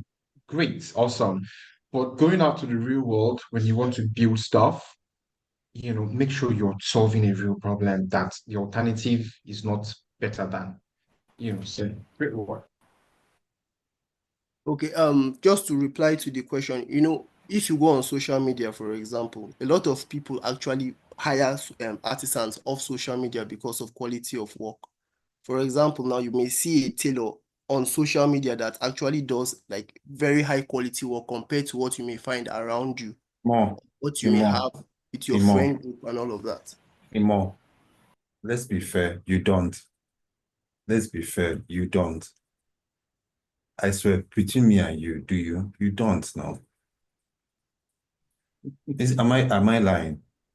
Well, it depends. Sometimes people do. A lot of people do, No, especially you precisely, you me don't. personally. Yes. I've ordered things. I've ordered services from people online because I like what they do. In fact, a lot of the person that does my graphic design for me currently, I saw his work online and I was very impressed. I sent him a message. We spoke a bit, and I ordered him Graphics online. designer, graphics designer, artisan, Artisan. graphic The designer, last tailor artisan. you used someone your friend referred to you. No, repeat the The question. I didn't feedback get the is clear. question. I didn't get the last question. Sorry. Which artisan did you take from social media recently? You don't. You take referrals from friends. Yes, a lot of people, including me, I take referrals from friends. Yes, but I'm saying that the quality of work, on social media, you have more options. You may have better quality, and if Me. you can, if you feel like All you can right. get better quality on social media, you may go for Imo, it. thank you so much. Right. Sorry to cut you off. It's like if we want to sleep here. Time, okay. Like Pablo and Mohammed have said, it's just feedback, all right? Nobody's saying you should go and redesign, right? It's just feedback for future projects that you would be designing and you'll be doing, consider the fact that is it something that would be realistic? Is it something that I myself will actually do? And you have clearly stated that you yourself wouldn't really use something like this, right? But still an amazing presentation. Well done to your team, right? So finally we'll be taking Glory. Glory, please, are you there? Imo, if you can stop sharing your screen so that Glory can.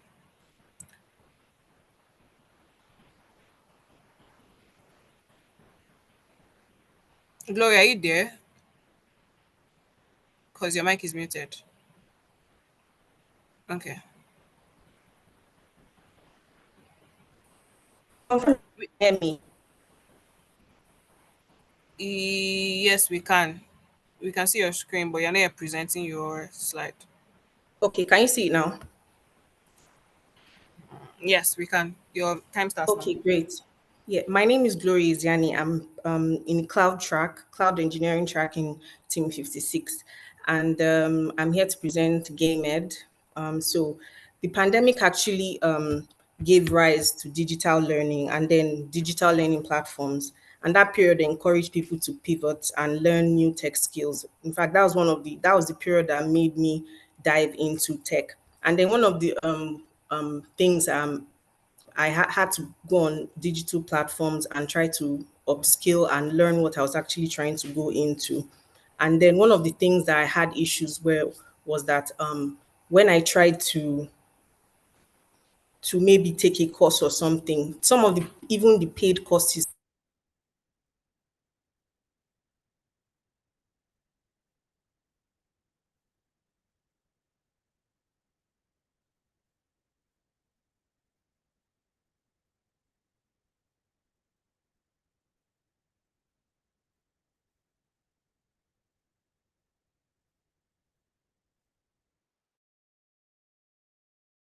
I don't think I can hear Okay, you. am I the only one that can't hear Yeah. her? Okay, I just wanted to be sure.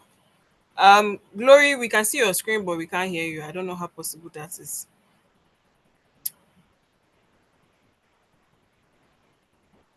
Um, Glory, maybe you should check your mic. She's still going. Can you hear us? I doubt she can hear us. Yeah. Glory, we can't hear you, right?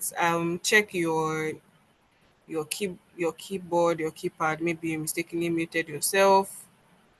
Um,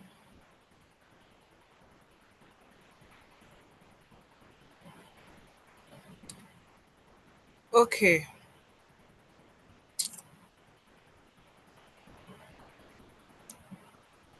You I might don't have know to what. exit and join again. Yeah, Yes, maybe you I should think exit and join again. that would be best. And just to check, Team 54 hasn't presented and they won't be presenting, correct? Because I said this is the last one, Yes. and on my sheet, 54 isn't okay. Yeah, 54 mentioned that they are still building or they are not ready or something like that. So, Oh, okay. Okay, cool.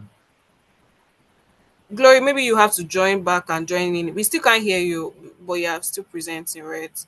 So you may have to join back and join in again. Or I don't know how your laptop is. You can check the button beside your volume or something. Maybe there's a mic button, maybe it's off. I think that could be the cause. On your key or not on your screen, on your key like your keyboard. I think that's what's called. Yeah.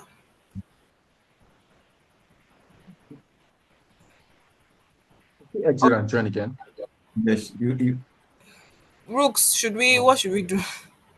Because I don't this was supposed to be the last person, so I don't know if we should wait for her or Hello, good You can have team evening. members that can What's up present with instead. Glory?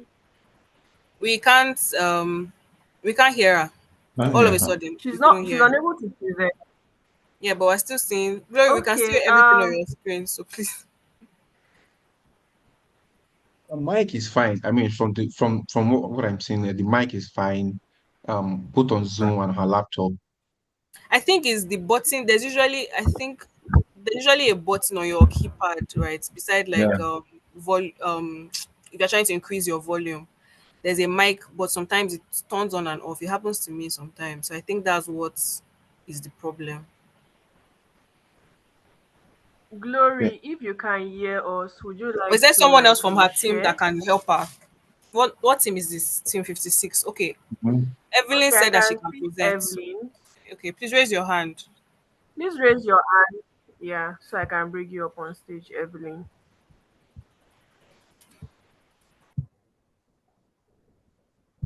Evelyn, I'm waiting for you to raise up your hand so I can bring you up on stage. Hi, Glory. Okay, can you hear me now? Yes, Yes. we Yeah. can. Okay, great. I'm just going to quickly do this. Okay, Okay, Evelyn, we so have as I Glory was now, so saying, I will not take your.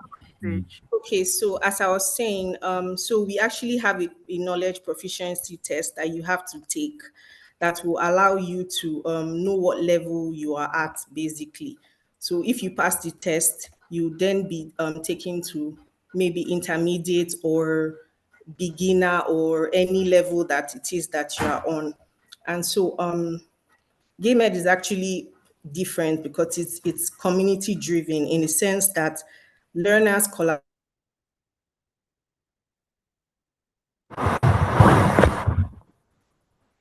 make everything really, really competitive. And then what gamified reward system, that incentivizes learners. So the more you learn, it's almost like mining tokens. The more you learn, the more tokens you get, the more challenges you complete, the more projects you complete, you get to earn tokens. And then with these tokens, you can actually showcase your learning achievements and all that. So basically, this is what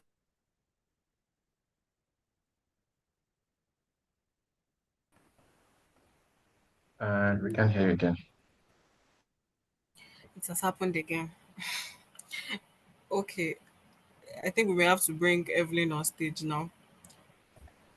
you can't hear me anymore. Okay, we can hear you Now now. we We can. lost you for a second. I think it's a network issue. Please go Okay, ahead. so yes, that was what I was saying, that we actually have a leaderboard, which makes everything really competitive. So you'd be able to participate with people all over the world and then share your skills with teams.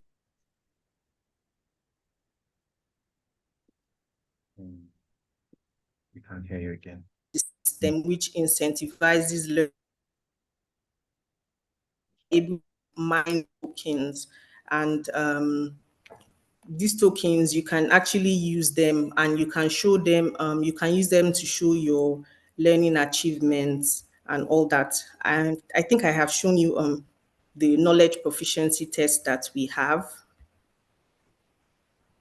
Please confirm you can hear me. Now we can. Just it just breaks up from time to time. Okay, so this is basically it. So GameEd is a gamified learning platform that makes learning really fun and all that. Yeah. Who's your target audience? So our target audience are beginners, people who want to learn a particular skill, or maybe Okay, good now. they already know. Sorry, we lost you when you were explaining that. Can you go back again, Glory? Okay, so I said that our target audience are maybe beginners who probably want to pivot into a particular field, or maybe already skilled people who just want to brush up on a skill, or they want to level up in their careers and all that. So you came to our school to learn, only to build something to compete against us, Abi. But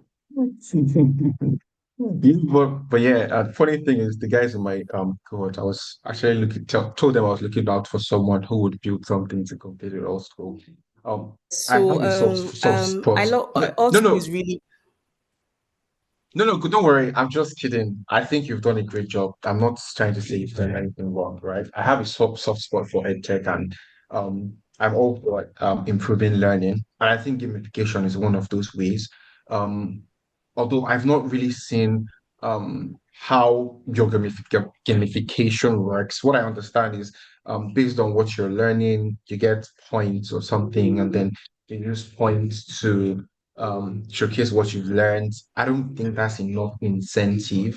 Um, you know, it's not enough incentive, and it's not like real gamification in the real sense of it. So you might want to like rethink what gamification really means in the context of what you're building. But I think you're on the path to building something that would be really impactful. And then one more thing, and I think not just you, when you're presenting and you say maybe, there's someone that was saying probably, it comes off as you're not even confident in what you say or what you've done. So you want to eliminate that word, like maybe this, maybe that, like really own it and say what it really is. If you don't know, say you don't know. If you know, say, don't say maybe or probably. So yeah, well done. I think you're onto something wonderful, but rethink the gamification aspect of it. And that's a fair assessment. I wouldn't lie. Also, to be fair, learning isn't fun. I have to say that that's why there's a lot of inspiration that you need and level of dedication, consistency. And that's why at the point they say you have to keep doing stuff even if you don't want to do it, right? So that's one thing I think you should also look at and say, are there other ways to get people to be a lot dedicated, consistent, or things like that? That's my thought though, right? Because generally our ancestors did not like the idea of learning, and we are still at that point. That's why you see education is just like that. But yeah, well done. Really good presentation. Sorry for all the hiccups and all, but just keep it up. Thank All right. you. Thank All you right. so much, Glory, for your presentation. I think we've come to an end. This was quite lengthy, but it was nice. So, I like to, okay, sorry. sorry, can I just say one tiny thing first? I just wanted to, just one tiny, 1 minute. Somebody Go said, ahead. and I think it's Yetunde Aminat said something, say, why are we getting questions around uniqueness instead of the technical questions to assess how we implemented what we were taught? This is a school. So I want, look, I get it. I appreciate your feedback, and I appreciate it, and I love people who will love ask really deep questions. Again, it's typical what we would expect from folks at our school. However, what we are doing is there's something in your thoughts, and part of it is also to be realistic with what you're doing. The world out there will chew you and spit you out if you give them stuff they don't care. That doesn't really work, right? So in as much as you want to put up something, say, oh, let's show us what you are taught. We also want you to be realistic. You're using WhatsApp today. You are not using some other app that a lot of people have thought about. So we also know that also, and so we want you to take something out there that really works, right? So that's why we do these things. So please, it's not just what you're taught, it's also let's be realistic about what we're doing and their feedback sincerely. And it's typical the world would give you something harsher than this. So, and we don't even intend to be harsh. So yeah, thanks. All right. Thank you so much, Pablo. Thank you so much for that feedback. Yeah, we've come to the end of this. Thank you so much, Mohammed and Pablo, for joining us as the panelists. We really appreciate your time. Thank you to Darren, the community team, for joining us as well. Also, thank you to LNA team. Thank you to me for joining. I must thank myself as well. I mean, Brooks did not thank me very well. Please thank me again because the work I've been doing. I'm thank tired. you, Gary. Thank you so much. And of course, to our MVPs, thank you so much, all of the learners, everybody that joined. Thank you so much for joining. And I really hope you guys were able to pick one or two on how to, like, develop your products more and go out there and become founders. I mean, that's what we want. That's like the end goal. So thank you so much. Have a wonderful evening, morning, or afternoon, wherever you are in the world. Gracias. Did I just say gracias? Anyways, Yeah. bye. Thank you. All right, take care. All right, guys. Good night.